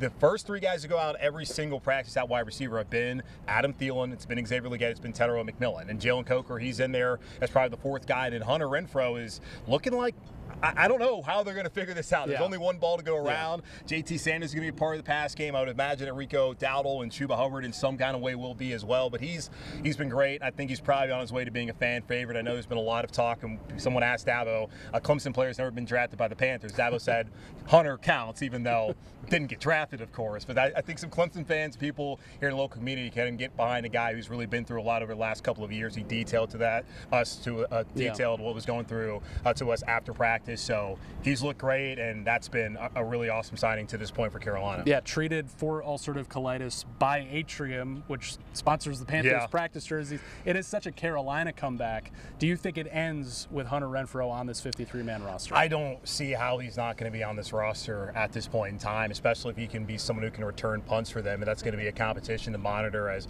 Jimmy Horn Jr., the 6th-round rookie out of Colorado, is in that competition along with Raheem Blackshear, who fulfilled that role last year. Dave Canales talked about after practice that they just want to see what Hunter can do for him. They want to see how much he can add to this team, and I think he already can add a lot as far as on the field as a receiver, and what can he add potentially as a return man. I just don't see how he's not on the team. So I look at the 5, like it's McMillan, it's Leggett, it's Thielen, it's Coker, and it's Renfrow, and then we'll see how many want to keep more after that. But I just cannot look at things right now without them having played a game and only one day of pads, and just also the background of what Hunter Renfrow's already done in this league, being a Pro Bowler back in 2021, and not see him on this roster come week 1 in Jacksonville. All right, another big headline today, the natural wind tunnel we got here on Top Cedar Street. Julian Council, every day you can find him Locked On Panthers. Thanks, bud. Absolutely. Great breakdown there with Julian Council and Nick Carboni. Interesting to see how that wide receiver room shakes out. Hunter Renfrow looks good. I saw a lot of the videos posted on social media over the weekend.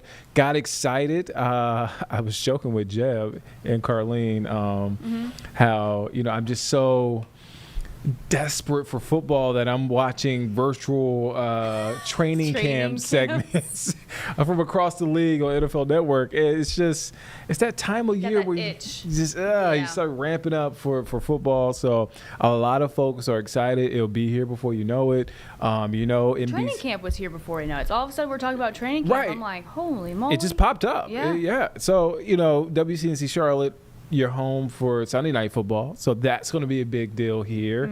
I can't wait for that. Sunday Night Football is always a great watch, especially here on WCNC Charlotte. I'm just saying. Let's stick with the theme of football. So, Nick Carboni, that is a busy guy. He never stops. Carboni here. Never stops. ACC Media Days. He's here, there, and everywhere. Panthers training camp. Signing days, the American Conference kickoff media days, which were held in Charlotte instead of Texas. It's usually held in Texas. And for the Charlotte 49ers, you know what? That was just fine. Shout out to the Charlotte 49ers. We have some 49ers in our building. So shout out to them. So it's very exciting because Tim Albin takes over the 49ers after 4 seasons at Ohio University, where he went 34-19 in 4 seasons. So he did pretty well there at Ohio University. Our busy guy, man, Nick Carboni, sports director Nick Carboni, got a one-on-one with Coach Albin. Let's take a listen in to that interview. Coach, I know you're doing a lot of talking today, so thanks for some time with us. This event has traditionally been in Texas, but what's the opportunity for your program to have it right in your backyard? Man, it's very exciting. I just live about 15 minutes up the road here from uptown, the Queen City. Our first opponent is just about 3.5 weeks away in the Dukes Mayo Kickoff Classic with an in-state rival. And my first, again, like you said, my first time, it's pretty special. A couple of months in, have you gotten a lean one way or the other on either side of the ball, whether there's something that surprised you or is ahead of schedule right now? I think work in progress still. Everybody's got turnover. I could sit here and give you all kind of numbers. Every coach is going through it at our level. The thing I want to point out is I would say we're on schedule with those numbers. We're going to have a good football team. I just don't know when it's going to happen, but it's coming. And it's really exciting time. I know our players have worked their tails off, Jake Miller and his team, to get those guys ready to go as we start next week. I waited 3 questions before I brought up the word quarterback, but where do you stand? Where do you stand in that race right now? A little over a month before the season. There'll be 3 guys competing. All 3 are capable. All 3 have got starting experience at the Division I level. They have the characteristics that you want. All 3 can create, extend plays, quarterback run stuff if you want to do it. If it's there, it'll come down to execution. I wouldn't be surprised if at some point in time we'll have to do some live work with those guys because there's 3 of them. We're going to have to separate. You can't carry 3 guys into game week, and the evaluation process will be intense. It'll be a challenge for Coach Fitch and the staff to get that all worked out. You're always grading everything, but I think if you get a chance to do some live work, and that's some brave words right now than we hadn't even started. 2 weeks from now, I may have a different opinion, but you can see somebody extend plays, take care of the ball, take off and run when we're covered, and see if they can execute when they're doing those things. Because we recruited those guys because they can all create, right, and extend, and so you want to make sure when they're doing those 2 things that they execute the right way, by taking care of the football, and the only way you're going to get that done is live. And I just soon kind of know going before the first game. House settlement obviously gives athletic programs $20 million a year to invest. Your conference did something very interesting with the minimum level of investment at $10 million. I don't know if you can tell me the number that football is working with or how competitive you feel it is in the league. I'm going to let Director Hill talk to you about that. He says that we're being the top third. I believe him. I would think there'll be some kind of checks and balances that will come out from the American. Here's what it is. That you can find out where the budgets are. And what teams are spending. That'll probably be down the road. I just know that we're competitive. We had a plan going in. We had contracts ready to go based on that getting passed, which it did. And we've got resources. Now, I got to say, we're always looking for more resources, right? And guess what? What's going to make that easier? And that's win some games. And that's what we're going to try to get done. Before you have the opportunity to do that, you are in a city with a lot of Fortune 500 companies. There are these collectives and third parties. I still think that is within the rules there. What has the support been like so far? Overwhelming. I'm excited. I spoke with a group last night at Quail Hollow, and I said this. Here's the type of student athletes that we're bringing in. And, the internships that are available here to our guys. The expectation is graduation. Highest semester and overall GPA in football history, right, including the summer. And so we're on our way to building something that giving back to the community, not only with community service, but when these guys graduate, okay, I didn't get drafted, and I'm going to go get my first job. Guys that can come back to the Queen City and give back that way. A lot of people I met last night will want to hire some of our guys. That's very. I do this for a loving, not a living, for those kind of stories. Your commissioner was up there talking about the current state of the transfer portal calendar. What's the mentality it takes to be a coach at this level when things are the way they are right now? It's a 2-person job. You better have a strong partner at home. I certainly have that, and my wife, because it's, because you can't. It can beat you down. It can wear you out because there's just so many things that you don't know who's going to knock on your door where how are you going to replace that guy with this amount of money? And it can beat you down. And so I'm a man of faith and trust trust the Lord with all your heart. I can go on and on, but you go home and sit down and know I can go as low as I need to go. My wife won't judge me on it. As bad as low as I am, she can lift me back up. But it's a lot, but to get to work through that, you need an outstanding staff, and we've got one, not only in coaching but in support staff that understand. So when you get a guy out of the portal, you can bring him along, with your culture and building those relationships to speed it up. Because it's definitely a different time in college sports, and it's very challenging. All right, we hear all sorts of different formats being thrown out there for college football playoff. I know the American a few that it prefers, obviously, based on merit. But when you hear all this college football playoff talk, you're about to embark on your journey here at Charlotte and in the American Conference. What kind of dreams does that allow you to have for this program? I think Commissioner Pernetti said it best. He mentioned 4 schools in our league that were in the talks in November. You think about that. And I knew it, but didn't think about it how he said it. It's like, okay, wow, because that's legit. Very well said. 8 bowl teams. I think 6-2 was the overall record in those bowl games.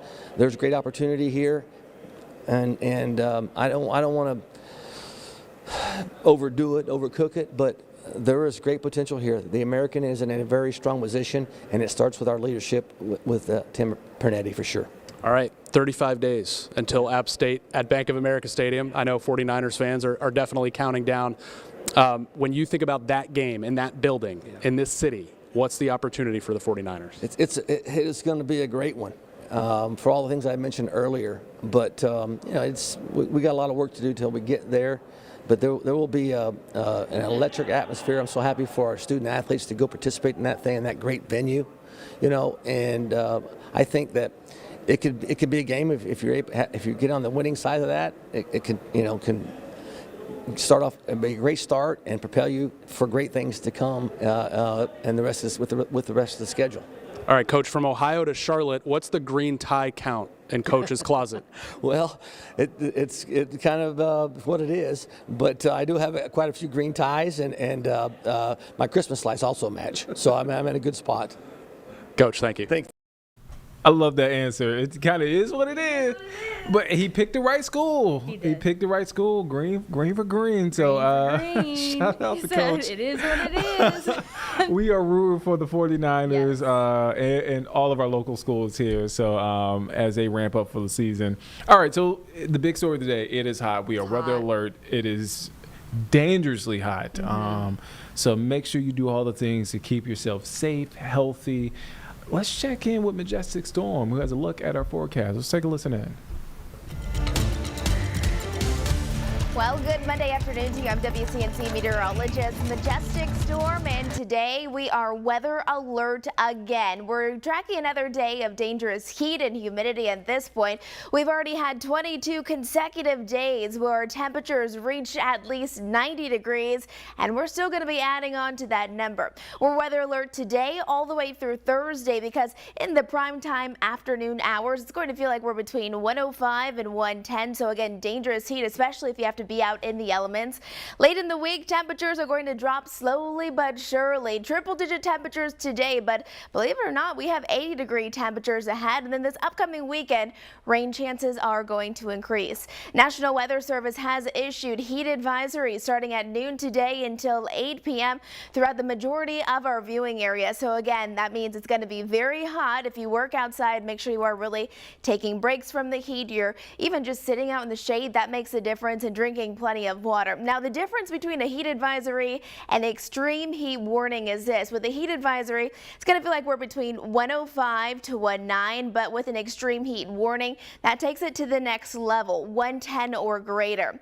Now, yesterday we topped off at 102 degrees, and today we're forecasting 100 degrees. So while we will be a couple of degrees cooler, I mean, we're still talking about possible record warmth as we're heading into the next couple of days. Still very dangerous if you're not being careful. Now, a good place to be today is up in the mountains. Look at this beautiful sunny skies, staying dry, and those temperatures are feeling really nice. 77 degrees today in Banner Elk, only 80 degrees out there in Blowing Rock. Once we head towards the foothills, getting a little bit warmer, mainly into the low to mid 90s.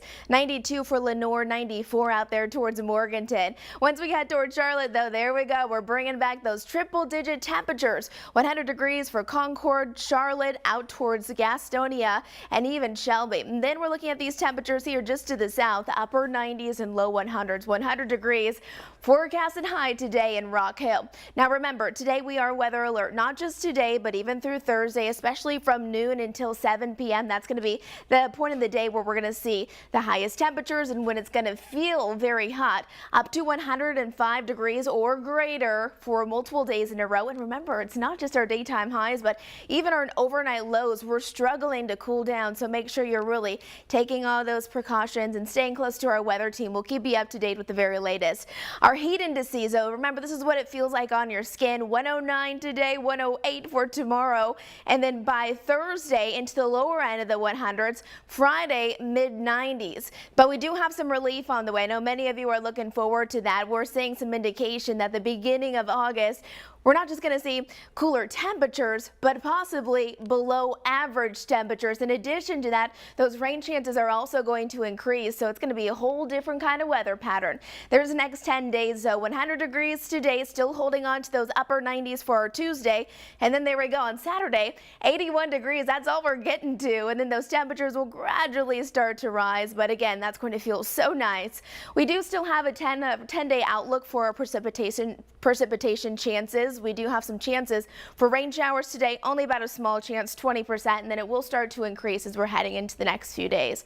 Futurecast is showing a few isolated showers or storms today, much of the same as we're heading into the overnight hours, and then Tuesday as well. There's that 7-day forecast. We are weather alert today through Thursday because of that dangerous heat and humidity. Stay close to the WCNC weather team. We'll keep you up to date. As Carlene mentioned, there's a light at the end of the tunnel, and that light being Friday. It'll get here. 80 degree weather will get here. The Monday to Sunday swing is just so insane. Mm-hmm. Like you go from 100 degrees to 83 degrees. It'll feel like mid-fall. I'm making plans. I don't know what those plans are, but I'm making plans. You're making plans? I'm making plans. I don't know. But hopefully you guys are staying safe out there. Thank you for staying with us here on Live Impact News on WCNC Plus. I'm Nick Sertivant. The time now 2:03. A few minutes after the top of the hour. Again, thank you for joining us. It's been busy. It's Monday. I know you guys are starting the week. We're hitting you with a lot of news, but I mean, hey, we got to do what we got to do. That's how it goes. Just leave us on. Just leave us on all the time in the background when you're fixing food, when you're doing chores, whatever you do. Just leave us on. And if something piques your interest, you just take a look. You just take a little peek. All right. So the Heat, a big story. Another big story that we're following today is former North Carolina Governor Roy Cooper has officially announced his candidacy for the state's open U.S. Senate seat. He announced this in a video posted on social media this morning. I got the notification this morning, and it's one of those things like we were not surprised because we were sort of anticipating this news, but it's still kind of surprised. You're like, okay, all right. It's still a big, you never know where you're going to get that news, how you're going to get the news. So again, he posted that announcement this morning. WCNC Charlotte's Kaylin Hagwood is here in studio following this. Kaylin, again, big news. Former governor. Who were you able to speak with about this to break this down? Yeah, I spoke with a political science professor about this, Nick, and honestly, a lot of folks are just thinking the way that you guys are thinking. This is the worst kept secret ever. Did we? I mean, everybody kind of knew. We're surprised, right? No, we're not really surprised. Right. But, big news. Maybe we're more surprised that he announced it on X, but he did announce it on X, about 2.5-minute video. And what I took away from it is that he's trying to maybe get away from what has become a bit of a Democrat stereotype that they can't necessarily connect with rural voters or rural America, wanting to really play on his strengths and who he is as a person, and the fact that he did grow up on a farm in North Carolina. His mom was a teacher, and wanting to play on those strengths. He was Attorney General. He did prosecute cases, and so wanting to talk about law enforcement and that connection. And so I think that he's trying to draw that middle ground to show himself as this sort of candidate for all of North Carolina and perhaps even all of America, if he should choose to run for president one day, which I think it may be in his interest. I mean, this is, I remember back in Raleigh, before his term as governor was up, folks are already speculating like he may run for Congress. I mean, so it was always the next step as far as Governor Cooper. Again, you spoke with, who did you speak with? You spoke with a political science professor. Was it Michael Bitzer? Yeah. Did he weigh in on the race? I guess what's next as far as well, what's interesting is that there was, at least one other Democrat in the race that he just sort of bowed out. He's like, you know what, I'm good. It's fine. You know what I mean? And, it makes sense because Cooper has not lost. I mean, he is the undefeated champion, and he's in here, and folks want to move out. But, he's well positioned to be successful in this race. He's likely going to face off against Michael Whatley. And if he does face off against Michael Whatley, I mean, Whatley already has the endorsement endorsement of President Trump, and so that endorsement does carry weight for voters here in North Carolina, and especially Republican voters who are looking for the best direction to continue the president's Make America Great Again initiative. And so I think it will be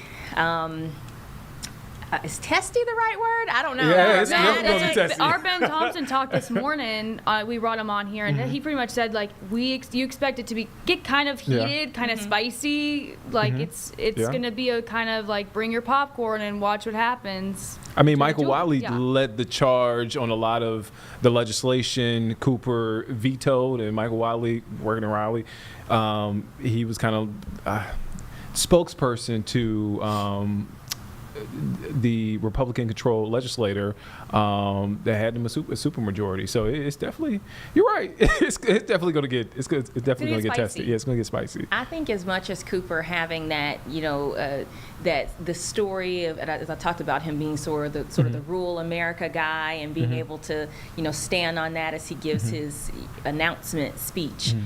Republicans are going to be able to look at his history as governor and poke holes into his story and say, well, what did he do on this issue? How did he respond to that issue? And, you talked about Ben Thompson saying how nasty or testy or spicy this could become. When you can look at someone's history like that, because he does have such a long history in politics, it becomes kind of easy to pull things out and say, well, what about this? And make a big blow about it. So it's definitely going to be a race to watch, and I know that the governor is going to be speaking on MSNBC tonight at 9, so I don't know if we'll get anything new from that, but it'll be interesting to hear his take. Yeah. A once vice president candidate, hopeful, maybe now running for U.S. Senate in North Carolina. Before we let you go, were you able to talk to any of Cooper's friends, family, colleagues? If so, how are they reacting? I've reached out to some folks waiting to hear back, but I have read in some different articles, family members and friends of family, rather, excited about the opportunity and what this could mean for the Democratic Party. Of course, national Democrats have been hoping to see former Governor Cooper get into this race, and not only because he's a strong person that can pull in a lot of donations and dollars and run, but because they're trying to define what the party looks like going forward. And so when you see what's happening in New York and you see a candidate like Mamdani and what does that look like and what does that mean for the direction of the party, and then you have Cooper who is going to face this very intense race, and they're going to certainly be able to test different things out with him, and what does that look like for the party. So I think they're going to constantly be kind of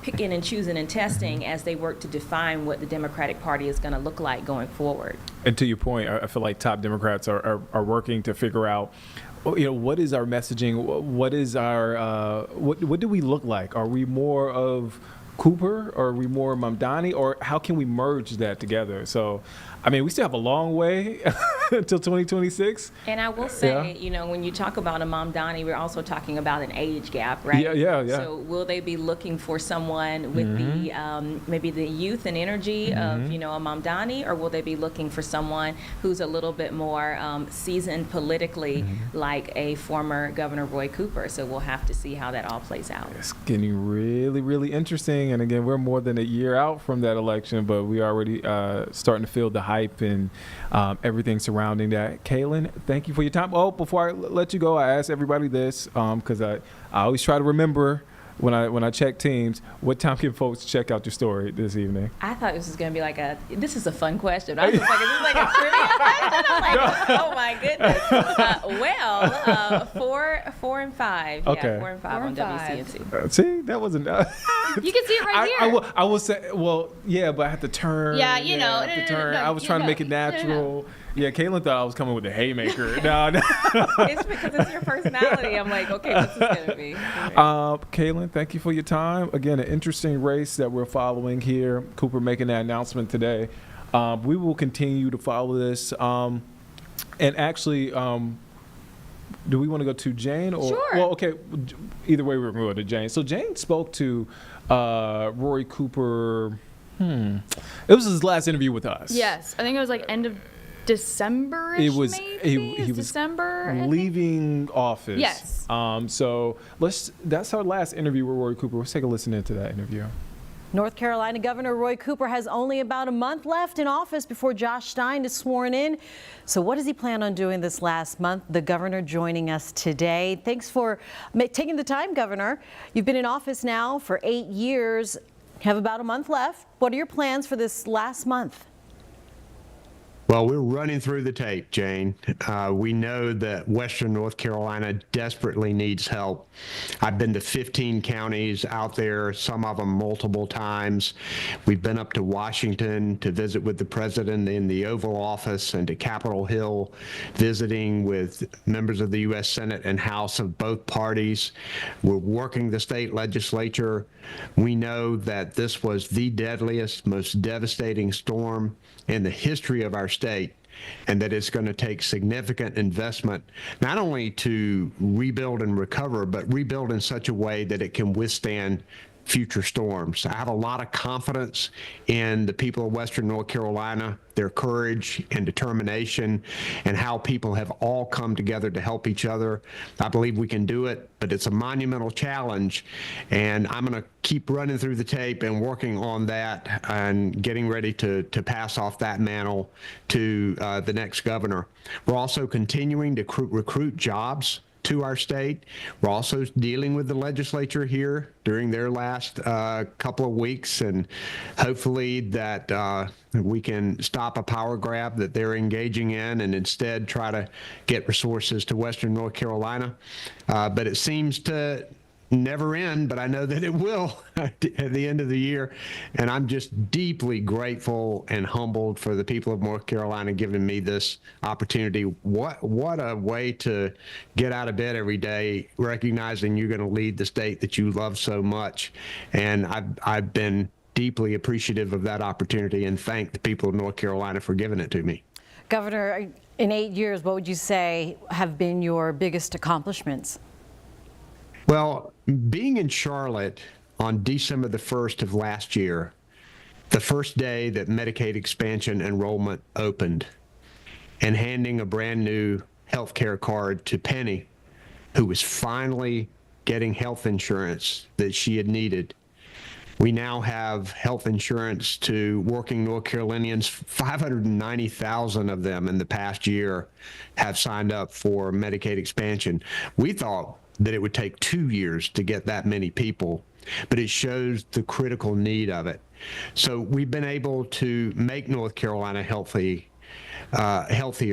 My mission has been to have a North Carolina where people are better educated, healthier, with more money in their pockets, and Medicaid expansion goes a long way toward that. We've also seen a net increase of 640,000 jobs while I have been governor. And remember, when I came into office, we were facing the dark shadow of HB2, the bathroom bill. We had businesses that had agreed to come here canceling entertainment and sporting events, leaving our state. We were able to get that repealed, restore our reputation. We're now the third fastest growing state in the country, and we're a place where people want to be, and I think that's exciting. Yes, we talk about that all the time, the growth and progress of Charlotte and really North Carolina. So your biggest obstacles then? Well, we know that in order to continue to grow our economy and put money in people's pockets, we have to have an educated workforce. And support for early childhood education, quality child care, and public schools is critical. And although during the first few years of my term, we worked with the legislature and we made some progress on that, not as much as I wanted, but some progress. We raised teacher pay over the first few years by about 19%. We know that we need to do a lot more for our public schools. And I think the biggest obstacle has been the fierce partisanship that we're seeing increasing in our state and in our country. partisan gerrymandering has been the greatest problem in getting compromise and consensus that I've seen, because the legislature has drawn so many deep blue districts and deep red districts and so very few purple districts that there is little political incentive. I believe there's moral incentive, but little political incentive for people to try to find consensus and a path forward. That has been tough to overcome. We've been able to do it in many instances, like with Medicaid expansion, like with clean energy legislation, like with economic growth and job recruitment. We've worked hand in glove on that. We just need to do a lot more of it, both in this state and in this country. How about this milestone, your biggest surprise? Well, I think a surprise. Well, when you think about how hard it is to make sure that we get people a good education and to make sure that we invest enough money to get it done, and I think that I have been surprised that there hasn't been more groundswell of support to get the legislature to move in that direction. We're making big progress on that because I think people really didn't understand what was happening. For example, I just couldn't believe that the legislature would give private school vouchers to the very wealthiest among us and take that money away from public schools. It's hard to believe that they did that, but they have. So I think that we need to now get people understanding, like they have in other states who've done this private school voucher scheme, that this is something that doesn't really help children get a better education. It wrecks budgets, and I think it's going to be incumbent upon the next governor and the future general assemblies to correct this problem. We certainly learned about the resilience of Western North Carolina. You alluded to it. What else will you miss about the people of North Carolina? Well, I'm not going to miss because I'm going to be here. True. I've lived here all of my life, and in fact, and I haven't driven a car in 8 years, so I'm looking forward to doing that. I'm not sure my wife really is looking forward to that much, but I think that at least from being governor, missing having the opportunity every day to make a real and substantive difference to move this state forward, and being in this job, I've had an opportunity to do that, and I know I'll miss it. But even though I haven't decided exactly what I'm going to do after this job, I know it will be something where I can keep making a difference, and that's what I care about. Yeah, I know you'll be with the people of North Carolina. I did miss, as the governor, what will you miss about the people? But what other wish would you have been able to accomplish in the time that you have, with that time that you have left? So I once again, I'll come back to our public schools and early childhood education and quality child care.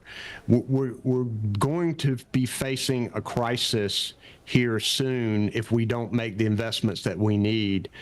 Quality child care, for example, is one of the greatest investments we can make. I call it the triple play because it provides children with the early childhood education that they need, that science overwhelmingly says they need. It provides the parent the opportunity to go work and make money for the family, and it provides that business the opportunity to hire that parent. So I want to see the state legislature and Congress, for that matter, invest more in education, early childhood education. I think that's something that's got to be at the top of the list. You've had many conversations with Josh Stein. Any advice as he moves into his office? Be persistent. Never, ever give up. During these 8 years, I think we've faced historic challenges, from national disasters to a pandemic.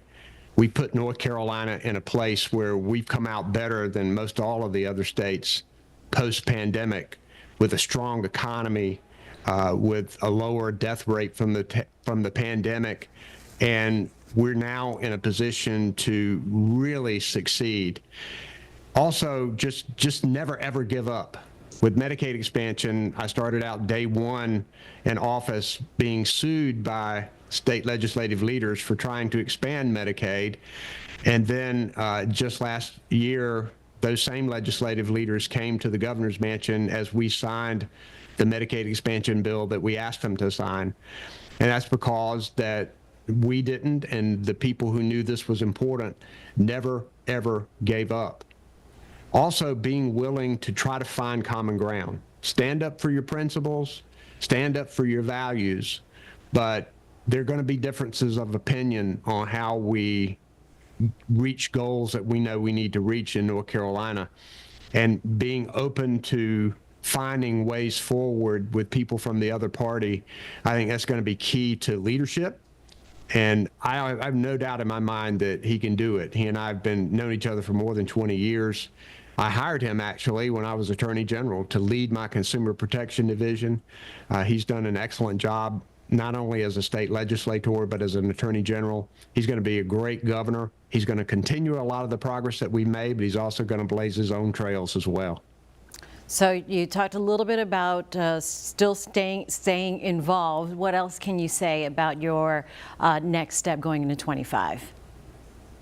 Well, I think there are a lot of things that people can do to move the needle forward. We have seen that in our state where business people have come in and taken government positions for a little while. We've seen volunteer groups and churches make a big difference as they've helped people recover from natural disasters. We've seen businesses grow that have been able to provide great paying jobs for North Carolinians. So there's a lot of ways that you can help.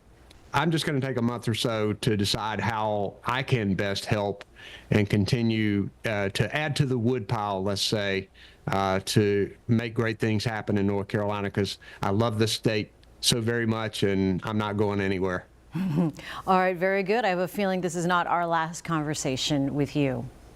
Let's hope not. North Carolina Governor Roy Cooper, appreciate your time and have a great rest of the year. Thanks, Jane. Appreciate it. All right, so that was his conversation with Jane Monreal back late last year as he was finishing up his term as governor. So we had Ben Thompson here this morning during our 9 to 11 stream breaking down what this all means, because this is going to be an expensive race. This is going to be a testy race. Michael Whatley also from the Republican side threw on his hat. Michael Whatley, chairman of the GOP in North Carolina, elevated to a national role within the party. Again, they are eyeing to replace Tom Tillis, who recently decided not to run for re-election. So let's go back to the interview, or the conversation, I should say, from this morning with Jane and Ben. Let's take a listen in. He's here with us now. Hey, Ben. Hey, happy Monday. Happy Monday. I'm kind of all over the place here as well, looking at all the videos and videos that were coming into the Impact Studio. But like I said, you've been covering for so many years. You know Mr. Cooper. Are you surprised by his announcement? Not at all. I think, if anything, people were surprised that it took so long for him to make the announcement. They thought he might have gotten in a month or so ago. It seemed like he took his time. But the last time I interviewed him when he was governor, I had asked him, would you run again if you could? And he said, absolutely. I love this job. So it told me then, this was over a year ago, that this was a man who was not done with public office and wanted to do more. And I think a lot of folks saw the U.S. Senate seat as a prime opportunity to do just that. And that's when they thought Tom Tillis would still be in the seat. So I think this has been a long time in the making. So do you think, though, with him just leaving in January, is there going to be voter fatigue with him jumping, back in 6 months later? Republicans certainly hope so. And you can expect Republicans are going to tie him to Hurricane Helene, the response to that. And you can expect them to also tie him to the pandemic and some of the shutdowns that happened across North Carolina. That said, Roy Cooper is a formidable candidate. He's been running for office since 1986 and has won every single time he's run. He's never lost a race. 6 of those, 6 have been statewide races. There's not another person in North Carolina who can claim that record. So there's plenty that Republicans will pick on when it comes to his record, but the facts are that he is a seasoned pro who knows this state and knows its politics, and it's going to be a tough race. Yeah, he's accomplished, but there's also been the controversies that Sure. Republicans, you say, are going to definitely poke holes in his Sure. governorship. His bid for Senate, then, his strengths and weaknesses. I think his strengths is that I think he's largely a well-known, popular, quote-unquote, Democratic governor here in the state. Of course, he has his detractors, but overall, I think he's a well-liked guy. He bridges the gap that Democrats have recently had so much trouble bridging, and that he's a guy from Nash County, grew up on a farm, taught Sunday school.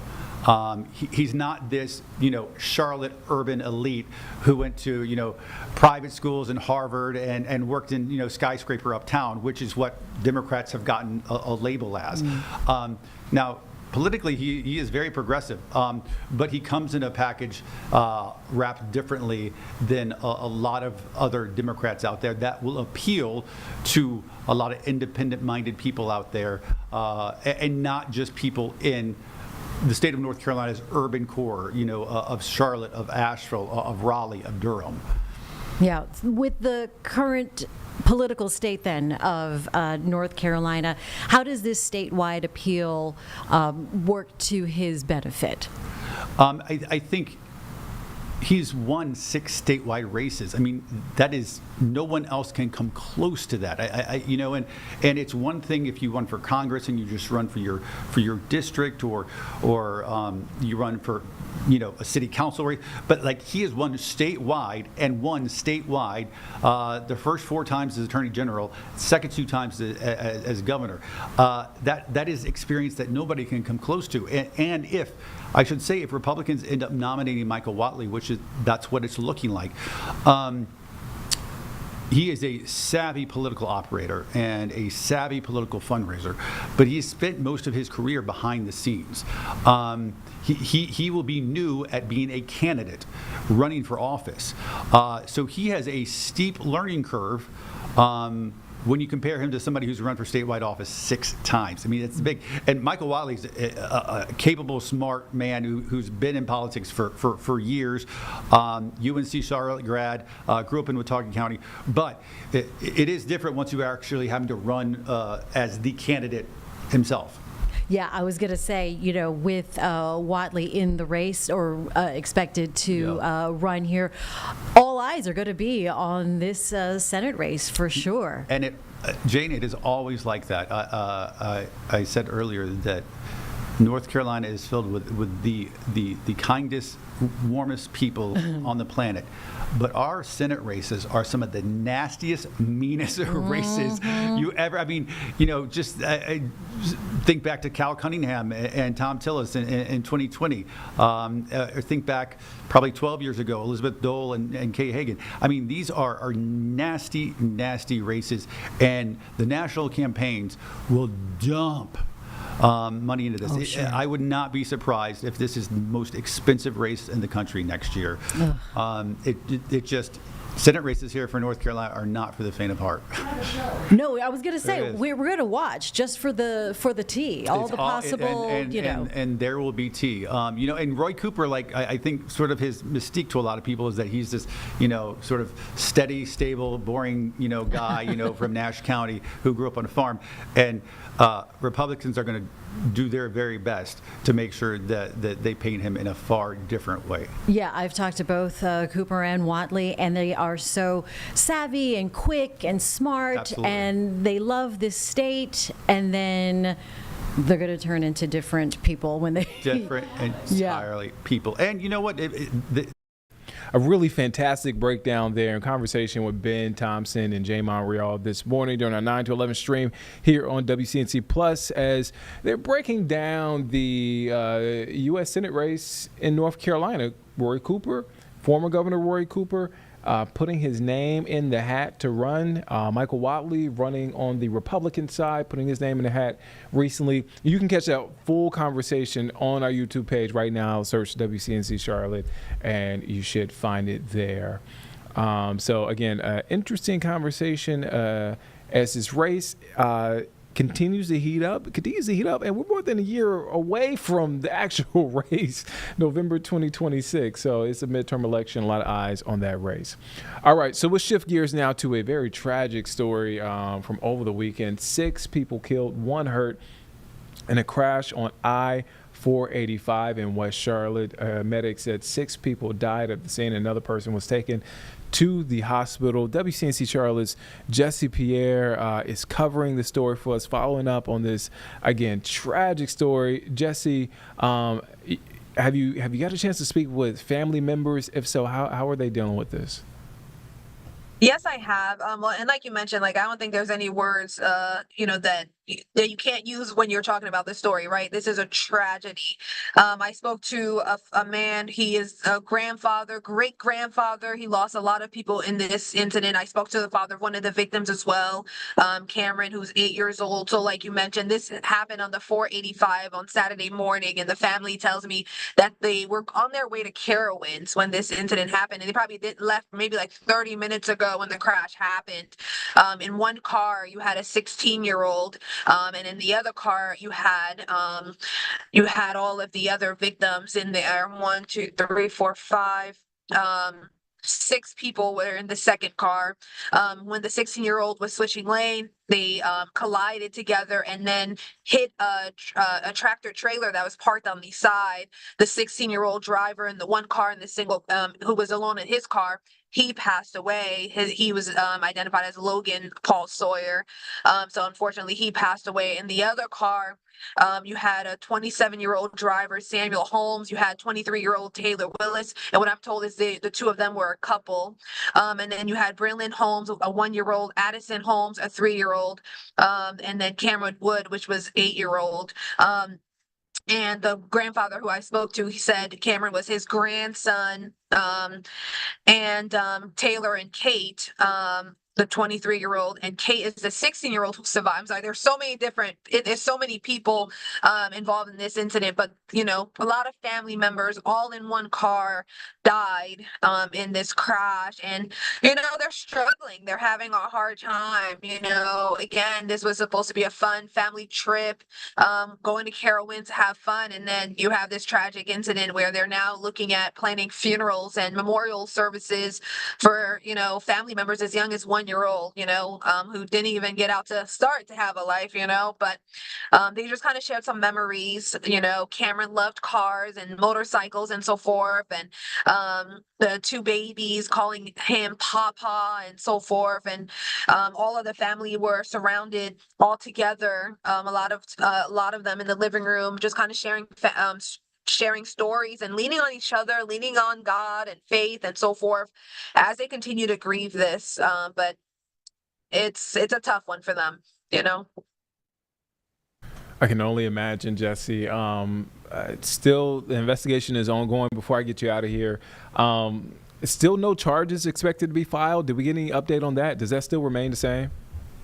To my understanding, as of right now, no charges are expected to be filed at this time. Yeah. All right. Yeah. Jesse Pierre following definitely a heartbreaking story. Again, that crash there on 485 over the weekend in West Charlotte, killing 6 people, injuring 1 person in that crash. You catch Jesse at 5 and 6 o'clock this evening. Jesse, thank you for your time. Of course. Thank you. Bye. All right. That's Jesse Pierre. Again, you can catch her at 5 and 6 o'clock this evening. With the latest on this, again, this heartbreaking story, a heartbreaking situation from that 485 crash from over the weekend. All right, let's turn our attention now to the forecast. It is hot. And so you need to be safe if you're venturing outside or if you're outside. Let's take a look and take a check-in on the forecast with meteorologist Majestic Storm. Well, good Monday afternoon to you. I'm WCNC meteorologist Majestic Storm, and today we are weather alert again. We're tracking another day of dangerous heat and humidity at this point. We've already had 22 consecutive days where temperatures reach at least 90 degrees, and we're still going to be adding on to that number. We're weather alert today all the way through Thursday because in the primetime afternoon hours, it's going to feel like we're between 105 and 110. So again, dangerous heat, especially if you have to be out in the elements. Late in the week, temperatures are going to drop slowly but surely. Triple-digit temperatures today, but believe it or not, we have 80-degree temperatures ahead. And then this upcoming weekend, rain chances are going to increase. National Weather Service has issued heat advisories starting at noon today until 8 p.m.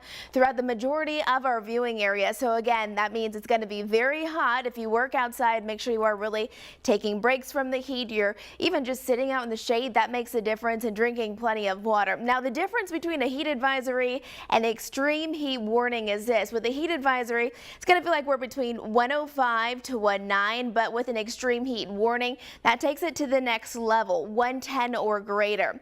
Now, yesterday we topped off at 102 degrees, and today we're forecasting 100 degrees. So while we will be a couple of degrees cooler, I mean, we're still talking about possible record warmth as we're heading into the next couple of days. Still very dangerous if you're not being careful. Now, a good place to be today is up in the mountains. Look at this beautiful sunny skies, staying dry, and those temperatures are feeling really nice. 77 degrees today in Banner Elk, only 80 degrees out there in Blowing Rock. Once we head towards the foothills, getting a little bit warmer, mainly into the low to mid 90s. 92 for Lenore, 94 out there towards Morganton. Once we head towards Charlotte, though, there we go. We're bringing back those triple-digit temperatures. 100 degrees for Concord, Charlotte, out towards Gastonia, and even Shelby. And then we're looking at these temperatures here just to the south, upper 90s and low 100s. 100 degrees forecasted high today in Rock Hill. Now remember, today we are weather alert. Thursday, especially from noon until 7 p.m. That's going to be the point of the day where we're going to see the highest temperatures and when it's going to feel very hot, up to 105 degrees or greater for multiple days in a row. And remember, it's not just our daytime highs, but even our overnight lows. We're struggling to cool down, so make sure you're really those cautions, staying close to our. We'll keep you up to date with the very latest. Our heat index, remember, feels like on your 109 today, 108 for tomorrow, and then by Thursday into the lower end of the 100s, Friday mid-90s. But we do have some relief on the way. I know many of you are looking forward to that. Some indication that the beginning of August, we're not just going to see cooler temperatures, but possibly below average temperatures. In addition to that, those rain chances are also going to increase, so it's going to be a whole different kind of weather pattern. There's the next 10 days, though. 100 degrees today, still holding on to those upper 90s for our Tuesday, and then there we go on Saturday, 81 degrees. That's all we're getting to. And temperatures will start to rise, but again, that's going to feel so nice. We do still have a 10-day outlook for our precipitation chances. We do have some for rain showers today, only about a small chance, 20%, and then it will start to increase as we're heading into the next few days. Futurecast is showing a few isolated showers or storms today, much of the same as we're heading into the overnight hours, and then Tuesday as well. There's that 7-day forecast. We are weather alert today through Thursday because of that dangerous heat and humidity. Stay close to the WCNC weather team. We'll keep you up to date.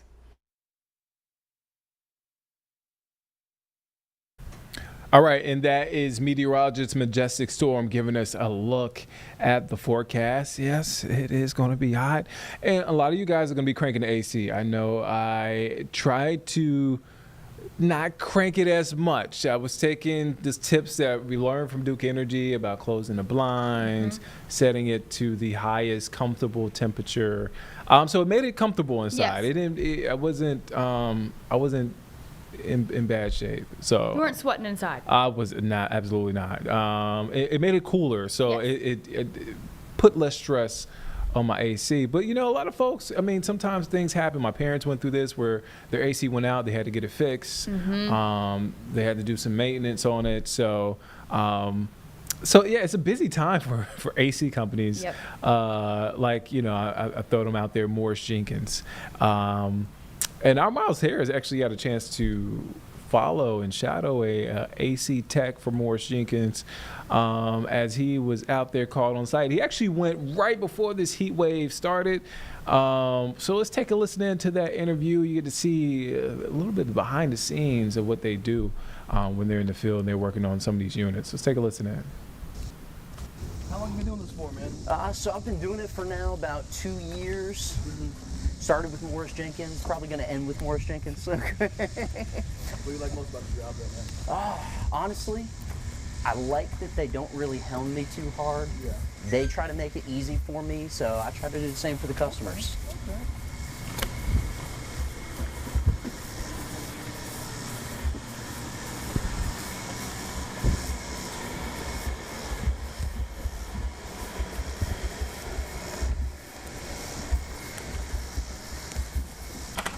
So luckily the uniform's been staying clean. I'm about to say, you're all warmed up now, huh? I know.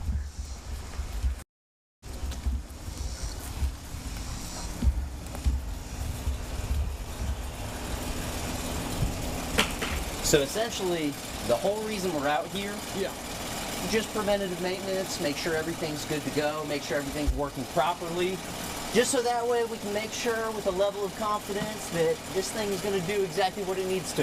Right. And I mean, yeah, you going right now? Okay. Talk to me about it, man. I know we're kind of doing the interview right now, though, too, but Colin, I mean, how important is it making sure this stuff's running right now, given the heat that we're dealing with, man? Especially given the heat that these things are dealing with, they've got to run a little bit longer, they've got to run a little bit harder. So just getting an overall check on the system, make sure everything's running properly and as well as possible, extremely important. Sometimes, depending on where these things are located, they basically look like they're wearing a Christmas sweater and need to be cleaned off so that we can just stay as cool as possible, work as long as possible, and just make sure everything's tip-top shape. Wow. What's the most common thing that kind of helps break down an AC unit? Basically, most common thing to break down these things is unfortunately heat. So with these things just running harder and harder during the summertime, a lot of these electrical components, they get strained as all get out. So coming out, checking on these things, making sure everything's in range for manufacturer specifications, just helps these things maintain and last as long as possible. You've been out here, you said it's your third house today? Oh yeah. Oh my God. Is there anything customers can do as far as making sure these things last a little bit longer when they are running longer, obviously, than what they need to do? Easiest thing, just call a local technician, have them check these things out, just make sure everything's good to go, and we'll let you know. Yeah, but it's like as far as the thermostat set temperature, is there anything that like helps it a little bit more in those two, or like? So these things, unfortunately, they're not magic. So they can only handle about 20-degree temp drop. So if it's 95 out and then you got your thermostat set to 70, they'll usually handle about 75. So if you crank it up a little bit, it'll make it to where it's not running as hard and as long.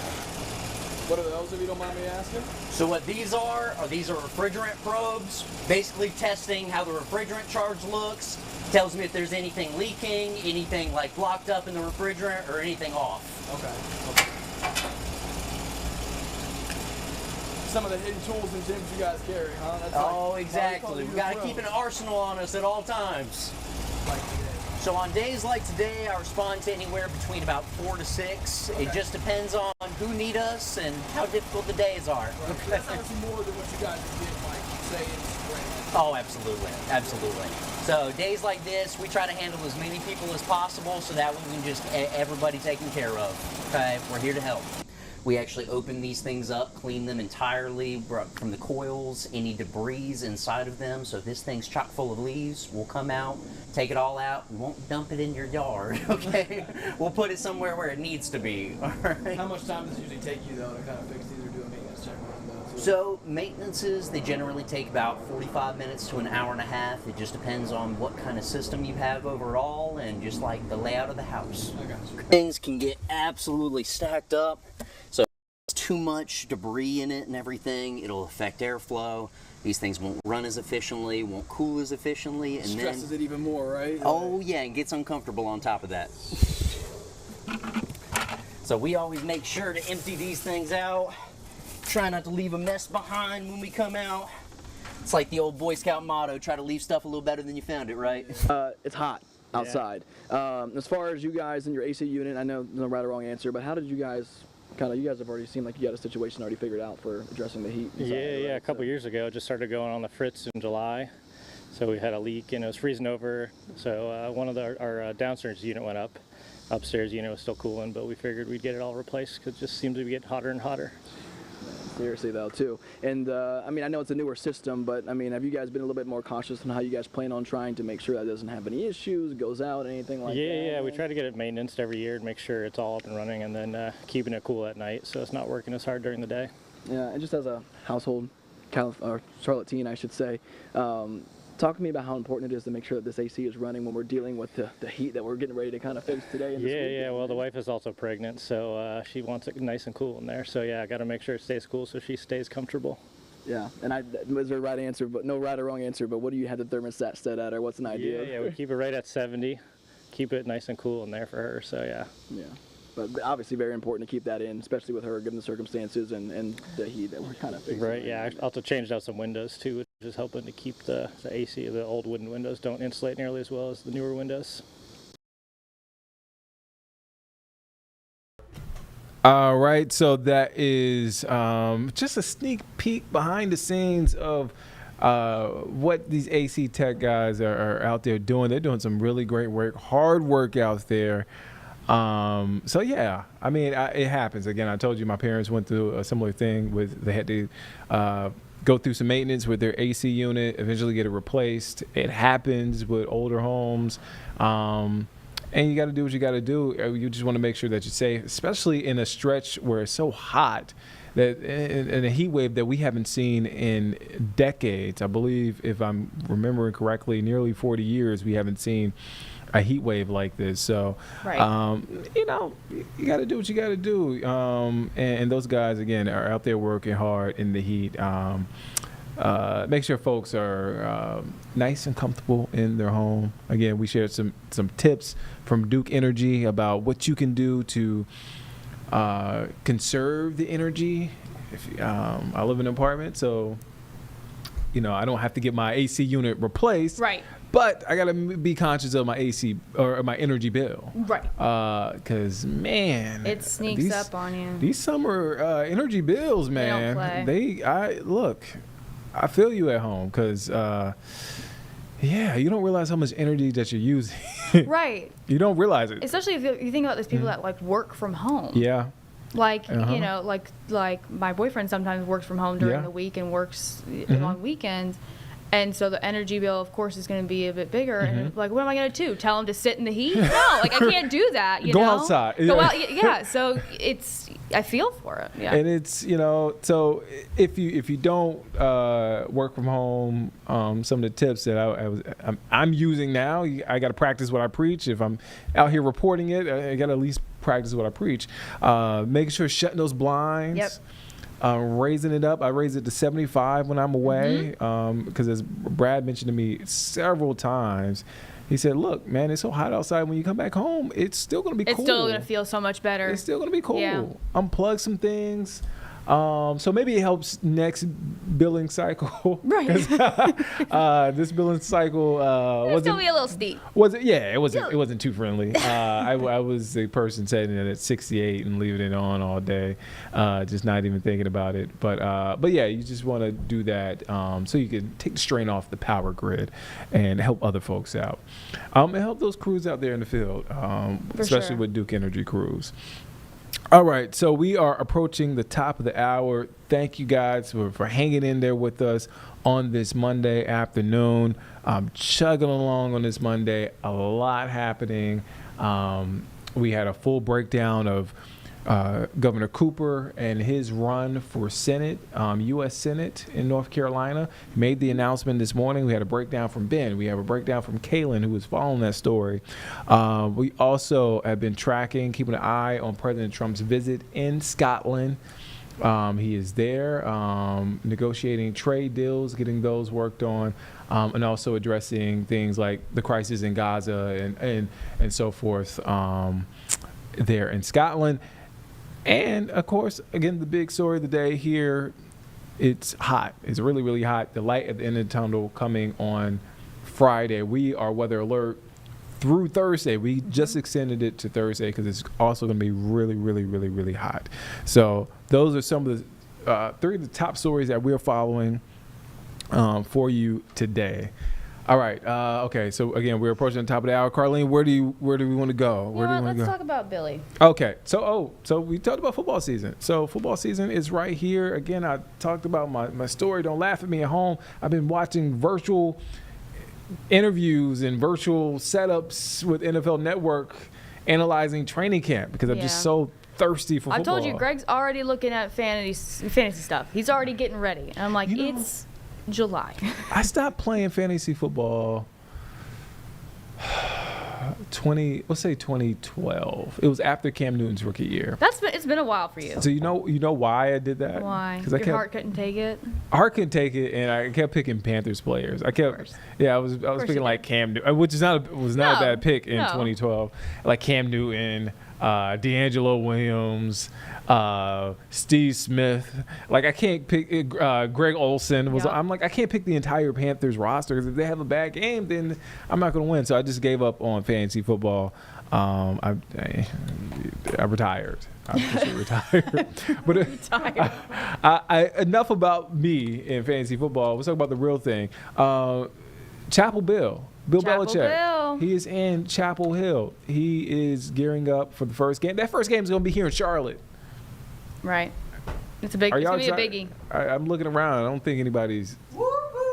Vanessa's excited. There you go. Look. Vanessa's hype. It's a lot of hype around the Tar Heels this year. So we got a chance to hear from Bill Belichick, Coach Bill Belichick recently. Let's take a listen in to that press conference. Great to be here. I'm excited to get the season started. Feel like this is a little bit of a kickoff kind of event. Got 4 great representatives of our program here. So excited to come over here with these guys. They've worked hard. I feel like our team's going to be ready to start practice. We obviously got a long way to go. With 70 new players. 40 transfers, 30 freshmen, so we got a lot of new faces, but it's all coming together, and love the way that our program has come together. Staff, recruiting, support staff, the alumni. We've done, Mike and I have done double-digit alumni donor type events, and those people have all been fantastic. Lee's been great, Chancellor Roberts, and had spent a little bit of time with Steve and Bubba, and so the overall the staff and the administration have been very, very supportive, and so like I said, we got a lot of new players. Looking forward to getting going, and we'll see where this journey goes, but just one day at a time, and just try to put good days together and have a lot of them, keep stacking them on top of each other. Like I said, be ready for TCU in a month. Before you get to camp, do you have any sense of what you think the strength of this team might be? No, we'll see. Yeah, we'll see. We had a long way to go. We got a lot of new players, so we'll see what happens when we get out there and start playing. But I'm excited to see them play, and they've worked hard. And as I said, they're in good condition, and I think they're excited and they're ready to go. So we'll see where it takes us.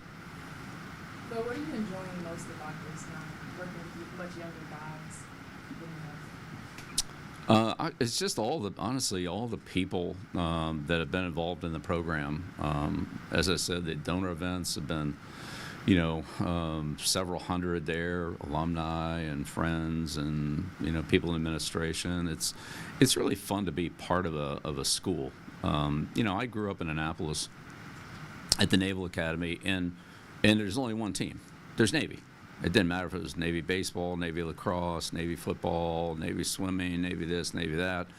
Like, you always rooted for the same team, but it was a lot of different teams. And of course now, they didn't have women's sports then, but now with the women's sports and the success of the men's and women's programs at North Carolina, it's fun to go to the other games, talk to the other coaches, interact with other student athletes. We have student athletes on our team that have also played other sports at Carolina, and so you're really part of a community. And in pro sports, you have your team, and really that's it. I mean, I love the Red Sox, I love the Celtics, I love the Bruins, the Cannons when they were there, and so forth. I mean, they were great, and I had great relationships with it, but it's not the same.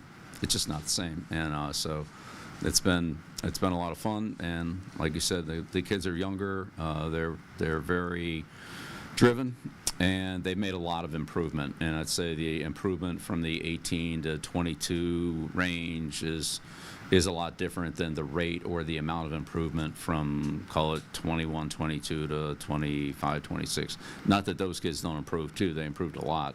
I'm talking about the kids I had at New England in that time age bracket, but 4 years ahead of that, we've seen guys just their speeds, their strength, their explosive numbers, and their football skills just improved dramatically. I was really amazed at how much the team improved in 15 practices this spring. It was similar to what I saw last year in Washington. I was out there with Coach Fish and Steve and all, but that wasn't for the full time. This was really, it was very exciting to see the type of improvement. Last year at Washington, just to cover that, I went out there in the spring for a week, then I came back in training camp, and that's where I noticed the week of improvement when I was there. But then when I saw them in training camp, I was like, my God, these guys are, they've gotten so much better. It's just remarkable. And so now, after a full spring and off-season workout, I'm excited to see where these guys are in the fall and see how much they've improved. But the growth, both physically and, again, from a football technical standpoint, has been amazing. I'd say now we just have to bring it together as a team. We got to put 11 guys out there that know what they're doing and can communicate and count on each other and execute, against good competition. Bill, how do you introduce yourself when you're talking to somebody for the first time? What do you want them to know about you? I guess it depends on who it is. If it's a recruit, it's one thing. If it's a player that is already on your team, say a transfer or a freshman that's coming in that's committed, that's a little bit different. It's an alumni, it's a little bit different. But just try to be myself and usually talk about what they want to talk about. Things the alumni are interested in, or maybe a little bit different than what seniors in high school are interested in. Yeah. And honestly, what some of the seniors in high school are interested in is a little bit different than the moms and dads are interested in. So those situations, are all unique, and But look, in the end, what we're here for is to develop players, both on and off the field. We want to be good football players. We want them to get a great education, which academically Carolina takes care of that. But we support that strongly, and we want to have a good prepare these guys for their life skills that they need. And now that they're getting paid, they're to a degree professional, similar to what we had in the New England model, where players came in from college and then they got paid. Well, now that happens sooner, and that's the arena we're in now. And so with that comes a lot of responsibility. Comes there are just other things in life that once you start getting paid, taxes and insurance and so forth, all the other things that we all deal with, they happen at, let's call it 18 instead of 21 or 22. And so we want to make sure the players understand the things that come with those, because those aren't necessarily classroom skills. Phil, what's your vision for the future? You've got a couple sons on the staff. Yeah, well, Would you go to the NFL someday, or do you see yourself here for a long time? Yeah, the future right now for us is the start of camp, and then the future after that will be the first week of camp and so forth. So short term, we got a lot of things we need to do, and we need to use our time efficiently. Every team's got the same opportunity, right? They got the same number of practices, 25 practices in 31 days for the open season, whatever it is. So we need to use our time and our opportunities as productively as we can to get our team ready to go, and that'll be the same way every week as we prepare for games. So I'm not going to get into where we're going to be 10 years from now.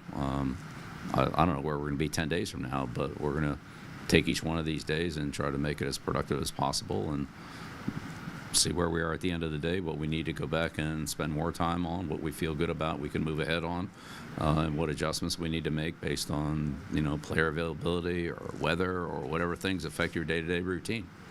And if you don't, yeah, and the idea is to have good days and string them together. And I think if you spend too much time worrying about what you're going to do from now, you miss the opportunity for today, and we definitely don't want to miss that. How did you get familiar with the academics? All right, folks, we're going to pivot away from this earlier press conference with Bill Belichick. Of course, lots of folks looking ahead to football season, probably pretty excited to hear from him. Want to turn our attention here over to a WCNC Charlotte investigation. By the way, I'm Vanessa Rufus taking over for Nick Sturdivant for the next hour. Want to bring in our investigative reporter, Nate Morabito. A couple of topics that we're going to touch on. Let's start off with your new investigation, though, that's going to air tonight on WCNC Plus, here streaming, as well as on air, WCNC Charlotte. And this is all about government waste, which we know is a pretty big topic of discussion, particularly this year. Yeah, I mean, so that's like a buzzword, but what we found is, at least through one agency in the government, there has been an effort over the last several years to find government waste in office space. And using federal data, we were able to analyze North and South Carolina leased government buildings, owned government buildings, federal buildings, and find more than 700,000 square feet of what was labeled vacant office space. Now, that's about enough to fill half of Bank of America Stadium, to give you an idea, maybe a little context. These are in about 60 buildings across the Carolinas, including a couple in Charlotte. And that's initially what I started looking at, was like, well, there's some data out there. Are we wasting money? Because that's a big concern for the public and for us. The where's the money mantra that we live by here, and the question we ask a lot at WCNC is where's the money? And so I wanted to figure out, well, what else can we do to save money? And through this process, I learned that several different federal agencies have been tasked with doing this.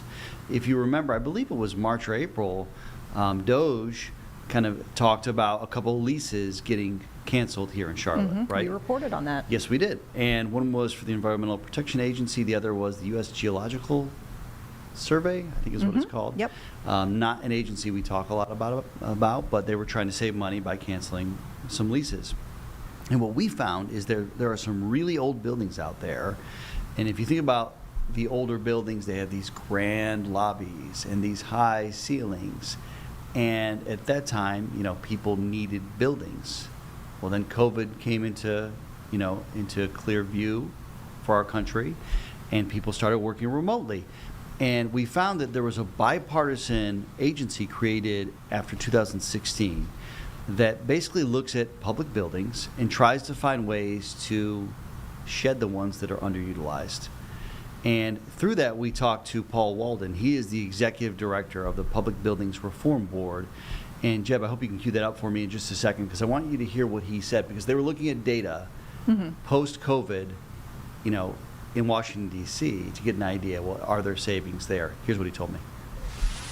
A year and a half ago, we got some data, and it was basically through cell phone data that gave us some barometer of how utilized these buildings were as people, and this is still in the post-COVID era, and we found on average the buildings were occupied less than 25%, and in some cases less than 15% in Washington, D.C. So, we realized there was this huge opportunity in D.C. in particular of all these underutilized buildings with this vast amount of deferred maintenance, and then with the real estate market in the situation it was a ripe opportunity for the government to maybe look at moving into lease space because the lease market was so soft in D.C. I mean, kind of sounds boring a little bit, but let me tell you this. This agency put out a report in May and suggested selling 11 buildings in major cities across the country, none in the Carolinas. And they estimate that'll save $5.4 billion because just people aren't using them, as you said. And I should point out, too, You heard him say cell phone data. He was quick to point out to me, this is anonymous cell phone data. I know there are privacy concerns out there. These were anonymous data points that would come in. And a big issue we've learned throughout all of this is that the government hasn't really done a good job of tracking who is in a building at any given time. Most places, like here, for example, you swipe in and out, and your employer knows when you're here and when you're not here, and when you've been in the building, when your badge was used to get in the building. I use that kind of data often when I look into government officials and how often they're at work. Well, just now, the federal government is starting to collect data to figure out when people are actually in buildings to be more efficient with figuring out, do we need to be building buildings? Do we need to be selling buildings? Should we be leasing office space? Several years ago, I went to a DEA interview, Drug Enforcement Administration interview in South Park. And a lot of times, these office buildings, it's like the office building that my dad kind of worked in growing up here in Charlotte. They all kind of look similar. There's multiple floors, there's an elevator, you go up, and there's these little tiny offices that you go in. Very vanilla, but they cost money. And especially in a city like Charlotte, you can imagine how much the government's paying to lease some of these buildings. So there is a fresh look happening at the federal level, beyond just DOJ, which is doing it. Several other agencies, too, trying to figure out what do we actually need, and in what ways are we wasting taxpayer dollars so we don't do that anymore. What's interesting, and I mean, you pointed this out, the fact that a lot of these operations and research were well underway before DOJ, and I think with DOJ coming about, we've kind of seen a resurgence in lawmakers either looking at legislation to talk about government efficiency, to put that actually on the books. But I mean, I remember when we were reporting on the most recent legislation that was posed in the General Assembly in North Carolina, we did have some reporting that reminded folks, hey, by the way, back when Pat McCrory was governor, there was essentially of sorts a Department of Efficiency that was brought in. I think that was in maybe 2013 when that legislation passed and that was created, which is kind of interesting considering the timing of this report. I think it looks like that's kind of around that same era as when this started. Yeah, I mean, look, you put a new name on a hat and you wear the hat, it says DOJ, and people get interested, and you have a polarizing personality that's leading that agency at the time, right? When in reality, there have been efforts in the past to try and eliminate government waste. But what you'll also hear from this administration, and you'll hear it in our story tonight, there is a feeling that the federal government has kind of been in a wait-and-see mode for far too long, instead of saying, we need to make this a priority and start shedding these buildings, because it's not getting any cheaper. The older these buildings get, the more maintenance they need, and that's expensive. And when you're maintaining a building when, there's 25% of the people actually there, in good conscience, can you really do that? Can you really spend taxpayer money on that? When we hear from people every day all the different issues that people are facing, this money could go to other things. And I think that's the bottom line. Let's save us money, and let's redirect that money to other places. In your investigation and research, are you seeing what the urgency level is now that this is back in the forefront? The report is, it exists. There seems to be kind of a clear idea of what maybe needs to be closed, by some opinion to save money. So what comes next? Is there a timeline for any of this? So there's going to be a third round. This was the second round of recommendations from this agency. There is a third round. They've suggested some cities to look at, none of them in the Carolinas. And I asked this executive director, I said, well, what about around here? I'm finding all of these buildings that have potentially have some vacant space. The problem is when they created this agency, it doesn't have very many resources. So they're having to focus on these big cities with obvious buildings that are older or that were once vital that maybe aren't as much anymore. And I think that that's part of it now, is getting this live data in, which the government apparently is starting to collect, to say easily, okay, maybe in this place we could consolidate. And what he told me too is that the data that I'm looking at maybe isn't as perfect as the data that we need. It can be unreliable. I mean, it can change every week, right? Somebody can move in, somebody can move out. And so what you need is accurate data, and that's what they're starting to get, and I think this third round will be helpful. But part of what I love doing too is, number one, letting the public know that we're looking into this so that they can raise their voice. If this is something they're passionate about, let your members of Congress know, hey, we saw on WCNC that there's something like 60 buildings in the Carolinas that have 700,000 square feet of vacant space. I'm not okay with that if you're not okay with that. And suggest that maybe they take a sharper focus on these, rural sections of our communities. You can look at Charlotte, right? But let's look out in Hickory. Let's look out, maybe in Rowan County. Let's look in these other places, too, to see what's going on. And I think that's a big part of it. So round 3, I suspect, will be over the next year or so. We'll see what recommendations they make. But they have these reports that I don't think the public realizes are out there that I think are just so valuable. And something else interesting, Vanessa, when I started looking into this, I had a data set that I looked at that showed how much vacant space was there. You can go on a map right now and you can see every government building. But what the newest data doesn't show is that information.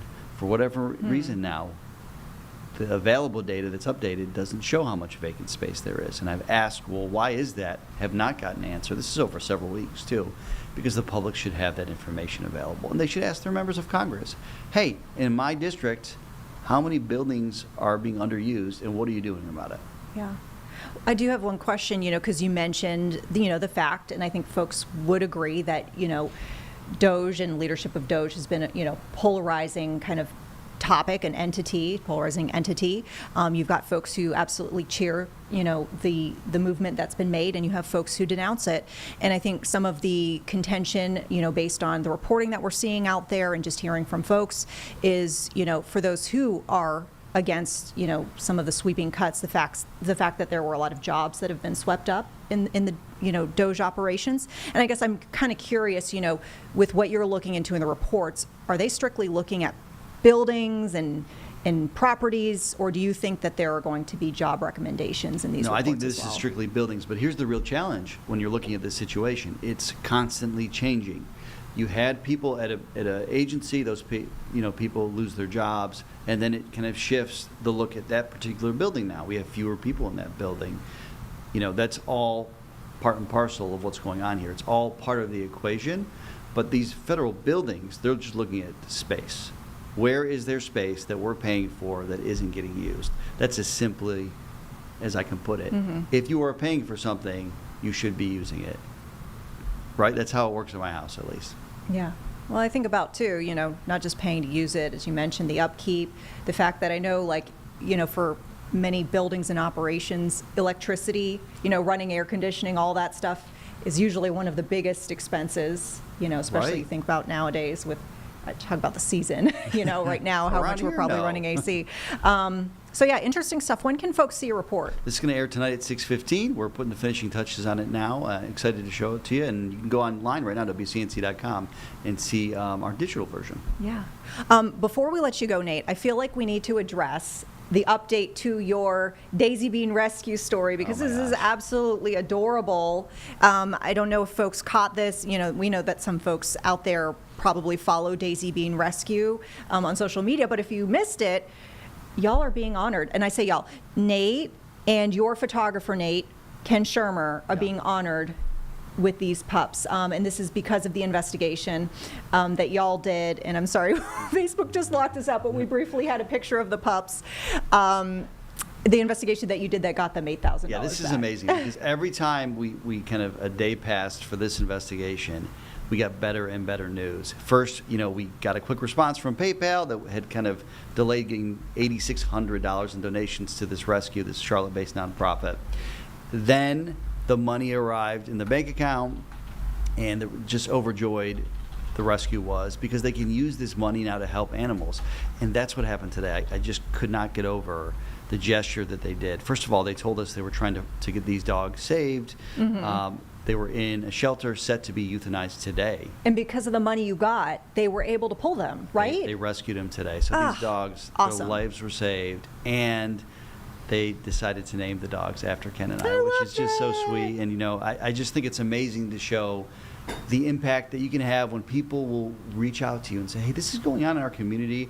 I don't know if you know about it, but we would love for you to help us out, because none of this would be a reality right now. These dogs probably would not be alive. Mm-hmm. This nonprofit would not be able to take any new animals in right now because they didn't have the money, and they wouldn't have the $8,600 that people donated to go to them. So it all started with a viewer reaching out, and that's what I love about this. It kind of keeps getting better and better. And $8,600 is so much money that there's going to be plenty more dogs, just like those dogs, that are going to get that life-saving care and rescue that they need. There's going to be fostering going on. There's going to be medical appointments for these animals. And there's a nonprofit that can say yes to people who are saying, this dog may die today. They can take that dog. Yeah. Oh, I love to see it. Did Ken Shermer say anything? I'm so curious how he reacted, our photographer. Ken is a dog lover, actually. I know. Dogs, he's got a big heart. And he's like, oh my gosh, we're going to have to get more dogs maybe soon. He keeps on joking about, if you don't stop it, Nate, we're going to have more dogs in my household because they're adorable. And he loves it. I mean, he's got a big heart. And, a lot of people don't get to see Ken, but he's got quite the personality. And he maybe wouldn't strike you as a lovable kind of guy with dogs, and he absolutely is. I think he just, he adores the fact that this happened, and he was super excited and thrilled because you want to leave an impact and a legacy in all that you do. And for us, it's just consistently doing really important journalism, and every now and then you'll get something really outside the box like this. It's just really cool to see, the gratitude is what gets me the most. These people involved are so grateful. They cannot stop saying thank you to us. And isn't that what we're trying to do here, is just help our community? So to me, it's just contagious. I just want to help more people now. And now there's a little Nate dog out there. A little Nate dog. And a little Ken dog. I love it. Yeah. My old job, they used to call me the watchdog, which is awesome because I was the government watchdog. I was going to say, maybe we should coin something. I don't know. Let's work on some branding Sometimes here. when I go back to Tennessee, they say, oh, the watchdog, because that's what they branded to be there. And now we have dogs named after us. Awesome. All right, Nate, thank you. And we'll look for your report at 6:15 tonight on the government spending and waste report. So always appreciate you coming into Live Impact News. Yep, see you in a few hours. All right, see ya. Let's turn now to a live feed. And I know, Jeb, I've been seeing some of the images in this Zoom hearing kind of coming in and out. So are we good to take it? Yeah, right now they're getting set up for the actual hearing, so we can kind of we can talk about it and kind of let people know what they'll be seeing. All right, fantastic. Okay, so folks, a little backstory here. This live feed is going to be coming to us out of Michigan. You might remember over the weekend that there was a stabbing that happened at a Walmart in Michigan. Authorities were calling this a random attack, but 11 people were injured. Victims ranging 29 to 84 had to go to the hospital. This was specifically in Traverse City. And the suspect in this case, Bradford Gill, who was subdued by shoppers, taken into custody, is set to be arraigned today.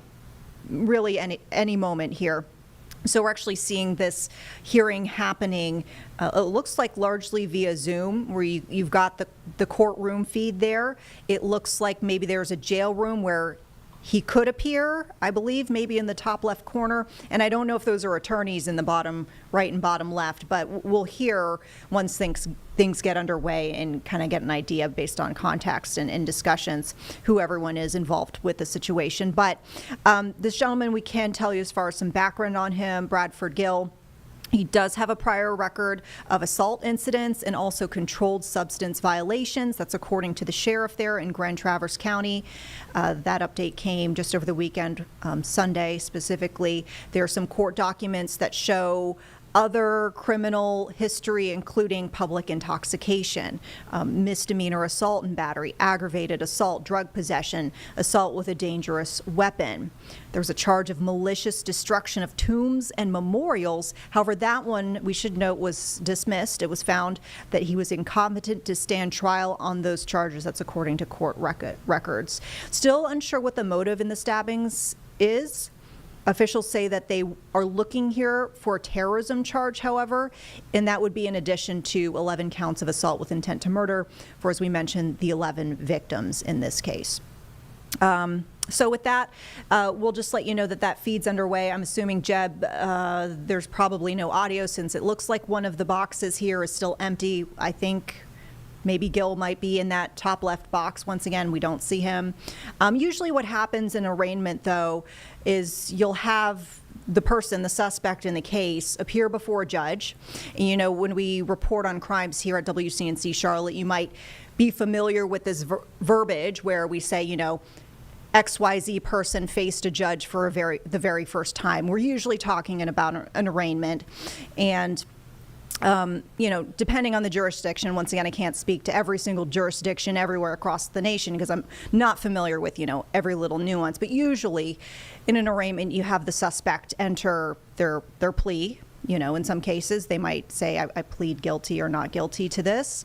You might have a bond set. So, in that case, you would know whether the person would be able to front some money and be able to get out of jail in the meantime while they await their trial, or if the bond is denied, they'd have to remain in jail until their trial gets underway and such. But we will be watching this pretty closely to see how things transpire. So I'm going to put this, I guess, kind of in the back of our minds as we move on to other things here on Live Impact News. And we'll dip back in. Oh, wait.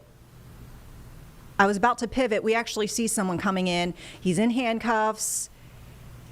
Looks like he is wearing prison attire. And I don't know if that is a special garment he's wearing. I know in some cases the suspect might be placed in a protective garment for their own protection. I'm not sure if that is the case here, but it doesn't appear to be standard orange. Let's listen in. It looks like we got some audio according to our producer, Jeb. Okay. Well, we're on the record in case number 25-5222. FY, you're appearing for arraignment purposes this afternoon. We have Ms. Mistley, the defense attorney, available through the Indigent Defense Counsel, who will be assisting you with this arraignment. And what I'm going to do is to place you and Ms. Mistley in a breakout room. It's a place really where you will have a private conversation with her, not on the record, so that she can go over the issues regarding the arraignment before we continue.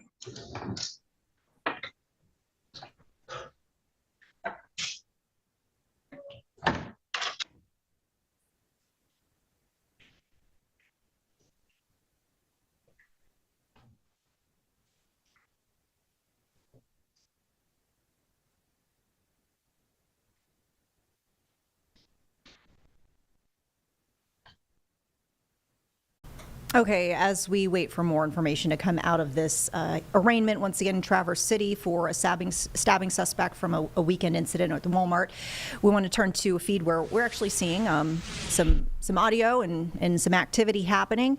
We're going to go to D.C. here. This was an earlier announcement.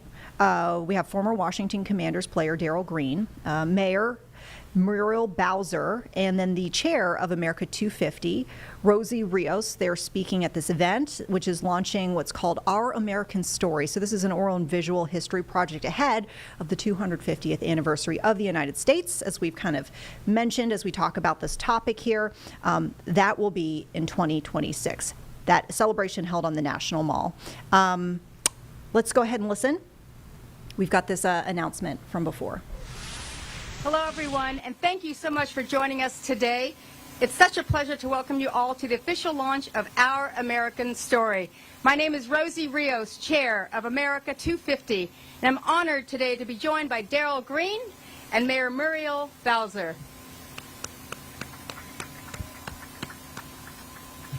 Before I go any further, I want to thank our generous sponsors, Walmart, Airstream, and Chrysler, Dodge, Jeep, and Ram, whose support and partnership are doing so much to bring America's 250th to life.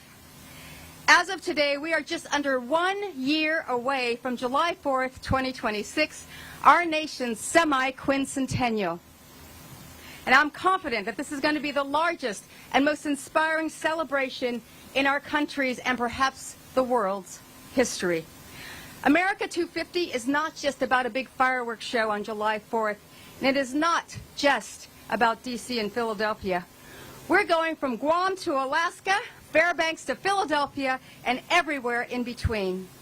Yes, we are going to create those once-in-a-generation moments of celebration. So yes, there will be fireworks, but we're also building a movement that will continue long after 2026 and unite Americans long after the fireworks fade. And that's exactly what we're doing through programs like Our American Story. Now let me pause and get a quick show of hands. Who here remembers the bicentennial of 1976? Thank you. Yes. I was almost 11 years old at the time, a 5th grader, and I remember it like it was yesterday. I remember taking a field trip to the Oakland train station to see the Freedom Train. I remember seeing on our black and white TV the tall ships coming through the New York and Boston harbors. And I remember getting my bicentennial quarter, and this is it, here today. As an 11-year-old girl, 25 cents was my life savings, but it meant so much to me. But what I remember most about that evening was how I felt. It was a cloudy night in Hayward, California, but those fireworks were never brighter.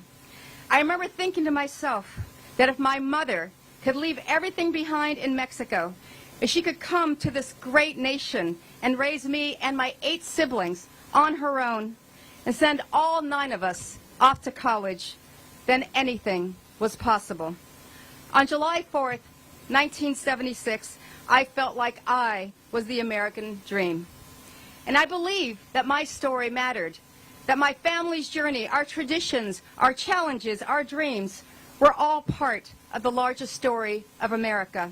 And that's the message I want to share with every American. Our stories matter. Your story matters. And our American story will be built on that belief. This initiative is about gathering voices from across America to build the largest oral and visual history collection in our country's history. We're meeting people where they are thanks to our beautifully reimagined Airstream travel trailers. These will be mobile recording studios that will crisscross the country, making stops in local Walmart parking lots to engage communities and local leaders. We're going to the Deep South. We're going to tribal nations. We're going to rural America. We are coming to you. Over the next year, we'll capture thousands of interviews and document what it means to live, work, and serve in America today. At the end of the tour, the storytelling collections will be shared with the public through a variety of media partners and platforms. And the audio archive, along with a number of videos, will be preserved in perpetuity at the Library of Congress. Now, here's what I want to ask of you. Take this journey with us. Follow us. We're coming to your home state very, very soon. So follow the Airstream as it travels around the country. Follow America 250 on social media, america250.org. Share your story, listen to someone else's, and help us build a collection of voices that reflects the depth and breadth of our great nation. Now it is my pleasure to turn this over to one of our greatest champions, Mayor Muriel Bowser.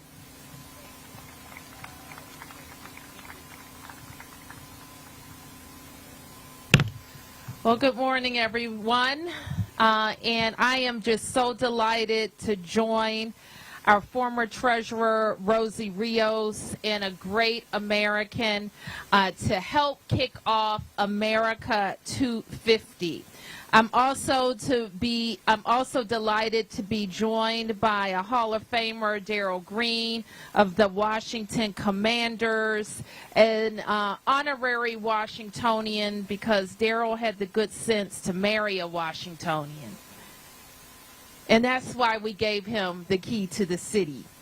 We're here today on the nation's front yard, on our national mall, because we're less than 1 year away from celebrating America's 250th anniversary, our semi-quincentennial. The semi-quincentennial has no better launching place than right here in our nation's capital, in my hometown. Today, we're kicking off our American story. The team will be traveling across our country telling the story of everyday Americans. And one of my favorite things to do as mayor is to tell the story of Washington, D.C. Folks, we're going to pivot away from this America 250 announcement, a look ahead to the 250th anniversary of the United States. And we're going to talk Panthers training camp because we've had great coverage from our sports department over the last several days, and we want that to continue here on Live Impact News. Joining us right now, we have sports director Nick Carboni. You got a lot to talk about for us tonight. Where do you want to start? I'm just going to ask you where you want to start. Well, let's start with the end of practice. It was our first day of padded practice for the Panthers and our first training camp scuffle. Listen, I've gone to training camps where you're there for 3 weeks and there isn't any sort of shoving or pushing even. But that drought, so to speak, ended today, just 4 or 5 days into camp. End of team drills. Chuba Hubbard, 1,000-yard back last year, gets the ball on a swing pass, and he's kind of, finishing his run, and he is absolutely lit up by second-year linebacker Trevin Wallace. It was a clean hit. It was actually a clean hit for training camp. They're allowed to thud in these padded practices. That just means you can hit but not take somebody all the way to the ground. Well, Chuba Hubbard ended up on his rear anyway, and as soon as I saw it was number 30, I knew he was not going to take kindly to that, and Chuba bounced right up off the natural grass practice surface and got into it right away with Wallace. Things were broken up pretty quickly. There wasn't much of a pause or distraction. They finished team period how they wanted. So I think if you're going to have one of these scuffles, is about as good as you can get. A defensive player making a hard play, an offensive player taking exception to that hard play, and then practice continuing until the end of the planned practice. So interesting. And Chuba talked to us after, and he said, look, he was making a hard play, but I just react like that sometimes. So all's well that ends well, no problem between those two guys. And I think if you're a coach or even a fan of the Panthers, you kind of like seeing that attitude. Yeah. Chippy means passion in a lot of ways. So, yeah, let's go for it. Did you want to address Dabo Swinney? Yeah, so we did see Dabo Swinney usually is here in December for the ACC championship game. It's almost his birthright at this point, 9-time ACC champ. But he was here this morning for Panthers practice, and it was really all part of an unofficial Hunter Renfrow day here in Charlotte. His former walk-on receiver and national champion is making a remarkable comeback, to be quite honest with you, in the NFL, and he's doing it here in Carolina. For those who don't know, Renfrow is from the Myrtle Beach area. As I mentioned, walked on down there at Clemson, won a national championship, got drafted by the Raiders, went to a Pro Bowl, and then really mysteriously to most of the football watching world, disappeared the last couple of years. Turns out Hunter was dealing with a very serious illness. He had ulcerative colitis.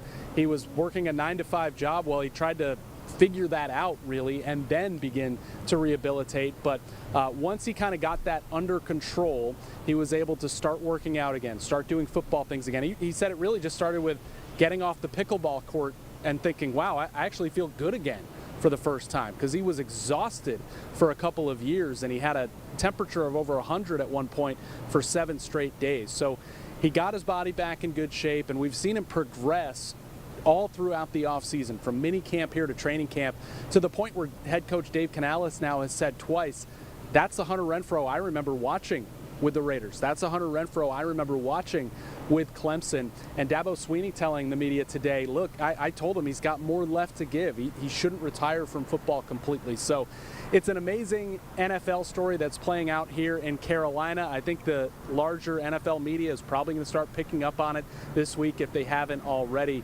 But yeah, he's looked good. I mean, he's definitely pushing for a spot. Our partner at Locked On Panthers, Julian Council, says he's absolutely got a spot on this team right now. A few weeks to go to figure that out and sort that out.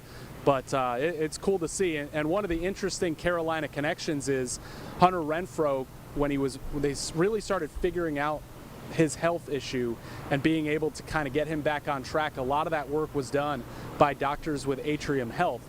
And he's telling us this as his practice jersey has the Atrium Health sponsored patch on it. So it is a Carolina comeback story through and through, and we'll see if he's suiting up for the Panthers week 1. And probably, I would think, a very inspirational story for maybe anyone who is dealing with an autoimmune disease like ulcerative colitis. And I remember, Nick, when you were telling us about this story and this recovery that he had to go through, you talked about how he lost a lot of weight, and I know that can, be an illness that can impact your digestive, among other, ways that it impacts somebody. And that can be really tough, I feel like, to maybe try to perform at peak performance, for what you expect of yourself when, your body in some ways is just kind of fighting you at every step of the way. Yeah, it's amazing. And Hunter's been open about this, retold us again today about being with the Raiders and just being at the Pro Bowl and running some routes in practice and being exhausted. And this is a professional athlete, an all-star in the NFL, if you will. And then in the off-season, trying to do just the routine conditioning and laying down on the ground and being like, I can't run anymore. So he knew something was wrong.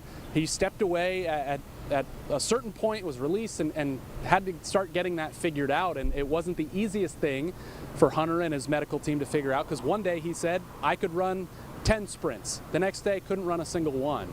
And from what he told us today, the folks at Atrium were the kind of GI specialists, as you mentioned. And he also cut out sugar and said that's done wonders for him. So, yeah, this was a guy that had no part of his mind thinking he would ever be back on a football field again, and here he is. So I think a lot of us and people going through anything can take a lot from that. We know, like, every single time we talk about training camp, of course, the weather comes up, and it's not really an inside joke at this point because we talk about it freely on TV, but, you know, the weather is notoriously hot and humid, you know, every single year. But I'm just curious if you're getting any feedback on today specifically, since we are, you know, in the midst of this very nasty stretch of heat. I mean, it's just brutal. I mean, you don't even want to be outside, and I applaud you for being outside for us here for this report. But I mean, it's tough to be outside for more than a few minutes, I feel like. Yeah, especially if you're in full pads, and today was fully padded practice. I will say this, Saturday's practice was probably the worst it's felt. Today, we've had a breeze, which has been nice. I mean, I tell people all the time, the temperature might be the same here as it was for those practices at Wofford and Spartanburg, but the difference is you can get a little wind up here in Uptown. We had some today at the practice facility up on top of the hill on Cedar Street. We're getting some now even right here off of Mint Street, so that has made it much more tolerable rather than just sitting in stagnant air and heat and humidity. But it is something that is of course on the minds of the team. They have not changed their practice times in this heat wave. Their practices are 10 to noon, thereabouts, 11:30 maybe. And really at the end of practice is when practice is peaking. They're doing team drills. It is at its most intense point, especially today with pads, but they did take a cooling break today. A lot of players did take advantage of that frigid trailer, that cooling trailer they have here. Talked to Pat Jones II today one-on-one and asked him, like, how did that help? And he was like, it's night and day. It's a world of difference. It drops your body temperature back to a normal spot, gets you basically recovered enough to go finish practice the right way. And so it is a balance of being careful, and certainly the training staff, coaching staff is being careful, but also wanting to prepare in these conditions, because no conditions really are going to be ideal. This team opens its season in Jacksonville in early September. It's going to be hot and humid that Sunday afternoon for sure. Yeah, indeed. All right, Nick, before we let you go, what can we expect as far as your reporting as we turn over to the evening news in just a little bit? What do you got coming up at 4, 5, 6? Shervin SF, 4 o'clock, we are diving into Bryce Young's training camp so far, as he appears to be more confident and comfortable in this offense, and that's allowed Coach Canales to kind of open up the offense a little bit for him. Bryce had some voice issues today, so you will hear him kind of poke fun at himself for that. At 5 o'clock, we're going all in on that Renfro story. It's a remarkable comeback. You'll hear from Hunter Renfro. Dave Canales seems really positive about what he can do in Carolina, and we'll hear from Coach Swinney on that comeback too. 5:30, we're going to hear from Locked On Panthers host Julian Council about whether or not, you know, it's a great story, Hunter Renfro, can he actually make the team? So we talk about that. And then 6 o'clock, we'll hear from Chuba Hubbard on this training camp fight. You know, he had a smile on his face, but he didn't know he had an egg on his head. He was like, how'd y'all let me come up here with that? And yeah, that might have been from that little scuffle today. Oh, man, get the man some ice. I don't know. All right. Yeah. Carboni, yeah. Thank you so much. We appreciate you joining us here on Live Impact News, and you'll see you later. All right, folks, yep. As promised, we wanted to bring you back to Traverse City, Michigan. We had talked about this earlier in the stream, the arraignment that's underway for the suspect in that Walmart storming. Essentially, this man is accused of going into a Walmart, stabbing nearly a dozen people, and is now facing potential terrorism charges. That arraignment is getting underway. We've got some audio and video to bring to you from this court proceeding. It is now that he likely did a deferral, and it's no longer under an order. But again, I don't have the lien, so I don't know that for sure. Sure, everyone else has it available other than the defense. So, contrary to the statement in the praxis, 6.106, the court's not required to essentially give a 10% or cash surety bond. I believe that it is required for the court to set a bond. Subparagraphs 1A and 1B do not apply here, as we don't have a defendant charged with treason, murder, or a violent felony, and at the time, he was not on probation, parole, or release for another violent felony, nor is this a CSC or non-robbery or kidnapping. So we would ask the court to set an appropriate cash or surety bond. Thank you. So the court is very concerned about the allegations in this complaint. Certainly is one of the most heinous accusations from an individual that's been before this court in 30-some years. Well, the tobacco, y'all like have the tobacco company and your cigarettes with fiberglass and chemicals in them just to kill off the population. And you can't really accuse me of anything if you're doing that, so. Okay, so I'm going to mute you for right now because I need to let you know what my decision is with regard to bond. Mr. Gilly, your bond is going to be a $100,000 cash or surety bond. Conditions on the bond are that you may not use nor possess any alcohol, any illegal substance, or any controlled substance, including marijuana, any mind or mood altering substances, or any non-prescribed medication. You would submit to 4 times per month urine screens. You would submit to discretionary PBTs and discretionary urine screens whenever requested by a police officer or any court personnel, so you may not refuse. You may not use nor possess any weapons of any sort, nor use any object as a weapon. You will have no threatening, intimidating, harassing, or violent behavior towards any person. Be respectful of all court employees and care providers during the course of your case. You may not return to any Walmart. You should hear from your court-appointed attorney by the 1st of next week. And once again, your preliminary examination will be August 12th. Ms. Mistley, do you have anything further? I do not. Thank you. And Ms. Muggenberg? Nothing further. Thank you. Thank you. So for right now, Mr. Gilly, you are all set. We will see you on August 12th. Thank you. Thank you. Thank you, Your Honor. And I believe we're through our docket, Your Honor. Yes, that completes our afternoon docket, ma'am. Thank you. Thank you. And folks, this arraignment wrapping up for Bradford Gilly. As we mentioned, the suspect at the center of a stabbing attack that happened in Michigan, Traverse City to be specific, at a Walmart there. As we mentioned, he's accused of stabbing 11 shoppers in what authorities say was a random attack. They say that they are seeking terrorism charges. You heard kind of the tail end of that arraignment. Speaking with the judge, it looks like he's due back for some sort of assessment coming up on the 12th, so about 2 weeks from now. We'll keep you updated, of course, on this story as we get more developments in that.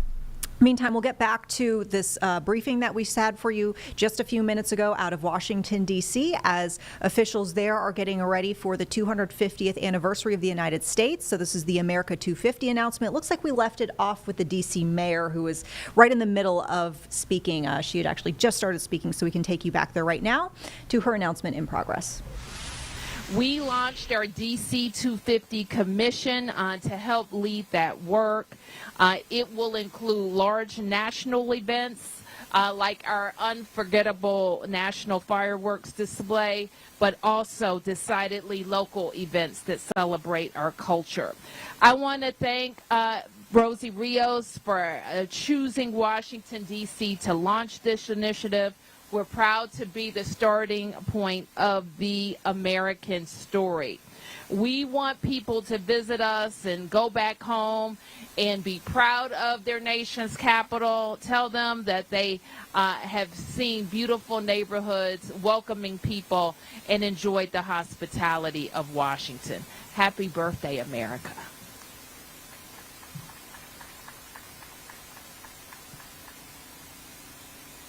Thank you, Mayor Bowser. Now, in the spirit of our American story, I'd like to open up to a short conversation with you and Daryl. So I have a couple of questions that I'd like to pose to both of you. So first of all, What does the American spirit mean to you? Mayor Bowser, let's start with you. Well, I think the heart of American is freedom. For me, being an American means we're free. We have rights for speech, and we have a right to our pursuit of happiness that is guaranteed to us in our founding documents. Excellent. Hall of Famer Del Green, 20 years on the Washington Commanders. Would love to hear your perspective on the spirit of our American story. The spirit of the American story is when a little peanut like me, under 5'9", could have the opportunity to go to college, have the opportunity to play a childhood game, the opportunity to play that childhood game as a professional for 20 years, and as the mayor said, to meet my wife in this beautiful city, and to be here for now 42 years in the nation's capital. The privilege and the honor to have that, I don't know it anywhere else but in this great country, America. Amazing. Thank you so much. You know, we are trying very hard to empower the states. We established 56 official America 250 commissions in all 50 states, D.C., and the 5 territories.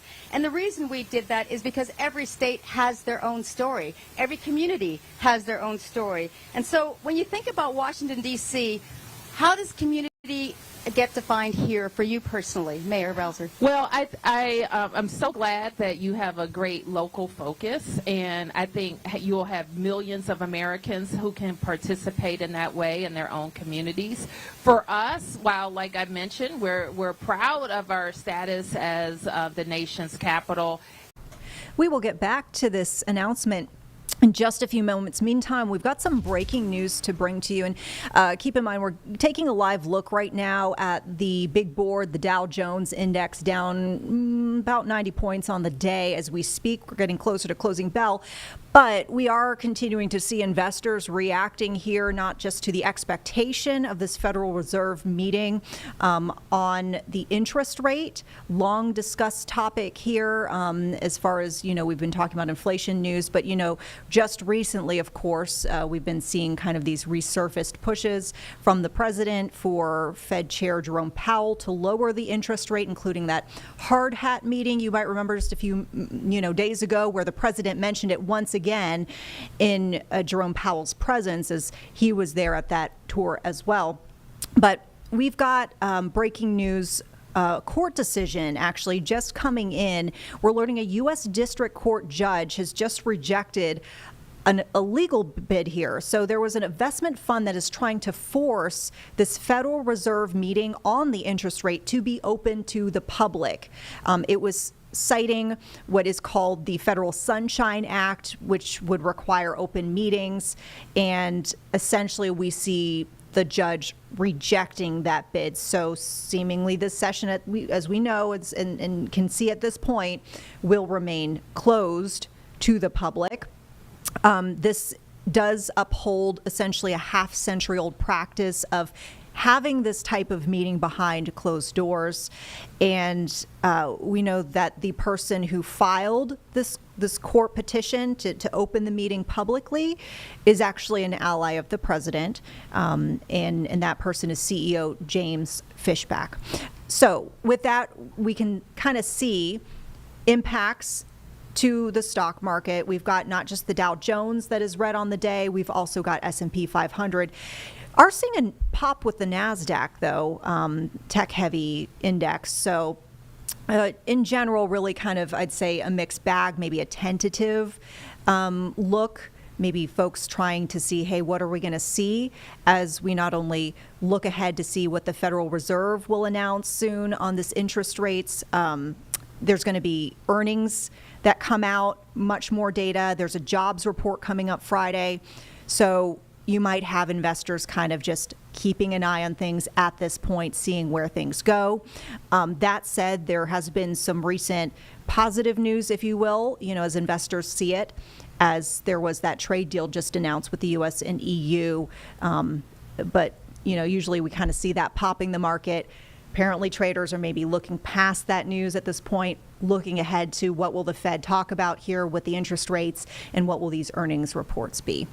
We'll keep you updated. Once again, we're probably at this point just minutes away from the closing bell, with Dow kind of remaining around that negative 90 points on the day range. So we'll pop back in if we need to show you anything big and breaking on that front. As promised, we'll get back to this America 250 announcement. Looks like we are seeing here at this point the former Washington Commanders player Darryl Green speaking. Who came from Mississippi and worked at Howard University for many, many years before she passed on, and took me in as a son. It's the people. When I'm down, as I was a couple of days ago, in the inner city serving with the kids, this is what I love, and it's launched from here throughout the world. I think Washington, D.C. Is the greatest city, and I'm not just saying that. It's the greatest city, but you know what? It has to be the greatest city. When I was in the NFL, I was covering the best player. Your 49ers had Jerry Rice. I had to get the job done. And really, D.C., we're great because we have to be great. We can't take second place. And I appreciate D.C., and I've been here my entire adult life, and I love it. And I'm so grateful to be here with you all today on the Mall. Thank you so much. There's no other place we could think of where today would be the most appropriate setting than right here in our nation's capital. We appreciate you, Mayor Bowser, for all the support that you've given us as a congressional commission. Absolutely. Darryl, your reputation precedes you. Thank you so much for joining us today. With that, we're going to wrap up the session, but we will open it up to for a short Q&A following. Thank you so much, everyone. Awesome. Thank you. Thank you.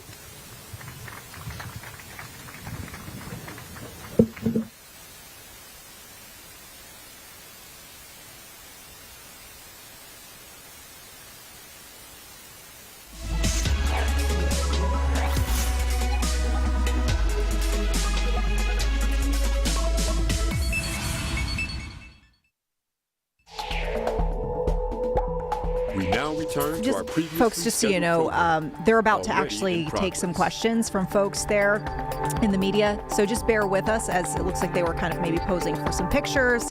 All of the audio track that you hear is normal for this announcement. But yeah, after this photo op, you're going to kind of see more of the details coming out in the Q&A session. Thanks for sticking with us here on Live Impact News. Good day. Thank you.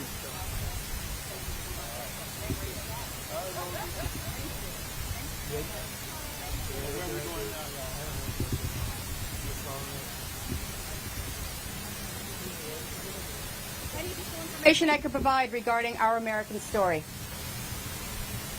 Yes.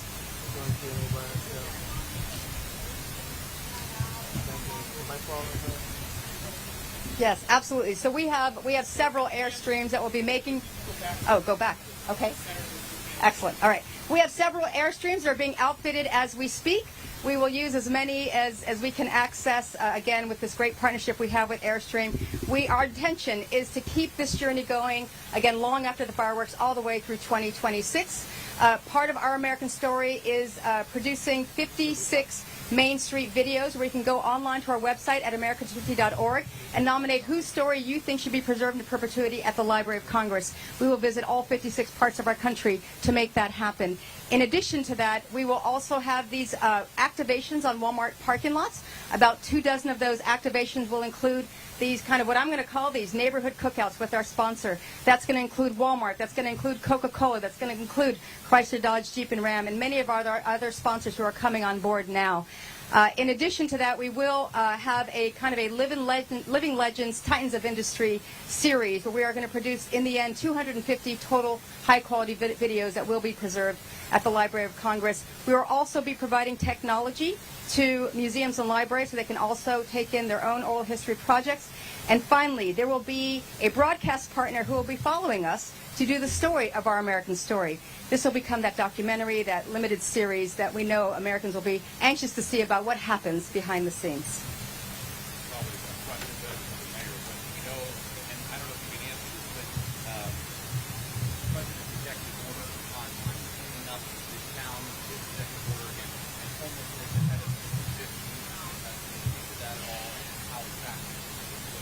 Yeah, what I can say about the administration is that they've been a very great partner. In fact, you might remember when the president issued Task Force 250 on the 10th day of his administration, mobilizing all the federal agencies to take this journey with us.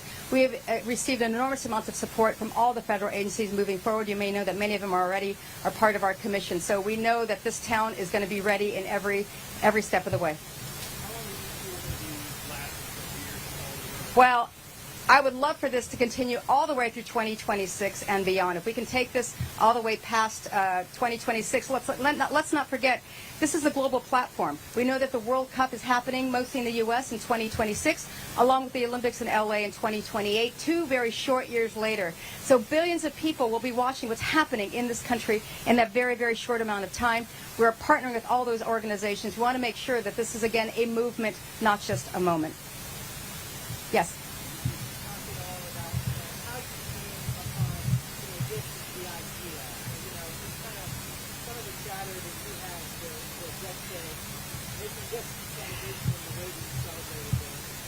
Absolutely. Well, we have a great commission, a 24-member commission established by legislation in 2016. All 24 members of this commission are appointed by the House and Senate majority and minority leaders, so half Democrat, half Republican. And part of our kind of ideation was to make sure that storytelling was going to be a big priority for us. And so, over the last 7 years since I've been on this commission, 3 years as chair, is when we really kind of focused on what that programming would look like. And we actually launched in earnest with a couple of initiatives already underway and still happening. So if you go to our website at america250.org, we started with America's Invitation, which is a video portal where anyone still can submit their videos regarding their ideas, suggestions, etc. So we received a lot of suggestions about storytelling. We also launched last spring our first program called America's Field Trip. And we decided as a commission that America's Field Trip should be the first national signature program launched. By the way, our playbook was approved unanimously by this commission in March of 2024. So we are well underway. And America's Field Trip, if you haven't heard, is a national student competition for grades 3 through 12 who get to answer the question, what does America mean to me? The award recipients get to choose from a series of backstage experiences, most of with our federal agencies, most of which have never happened before. And so we intentionally started with the next generation of leadership because we want to inspire them to see their future and make this again about a feeling, not just a memory. But our American story, we intentionally wanted to launch it this year, take it through, again, as we think about this one-year count up to 2026, and then continue it on through 2026 and again, hopefully beyond. But I would say that storytelling for this commission, this amazing commission, was one of the big priorities, and we're so thrilled that we're making Washington, D.C. the official launch of this initiative with our partners. We want to unbury the stories that have never been told before. I think my story isn't that unique. I think there are a lot of people who have come to this great country because it is still the land of opportunity. And so those stories of struggle, those stories of what it means to want to pursue that American dream, more than anything, again, this is as much about the future as it is the past. So those inspirational stories of what it took to come to this great country and to pursue that dream is a big priority for us, and trying to capture the spirit of what it means to be American. Yes?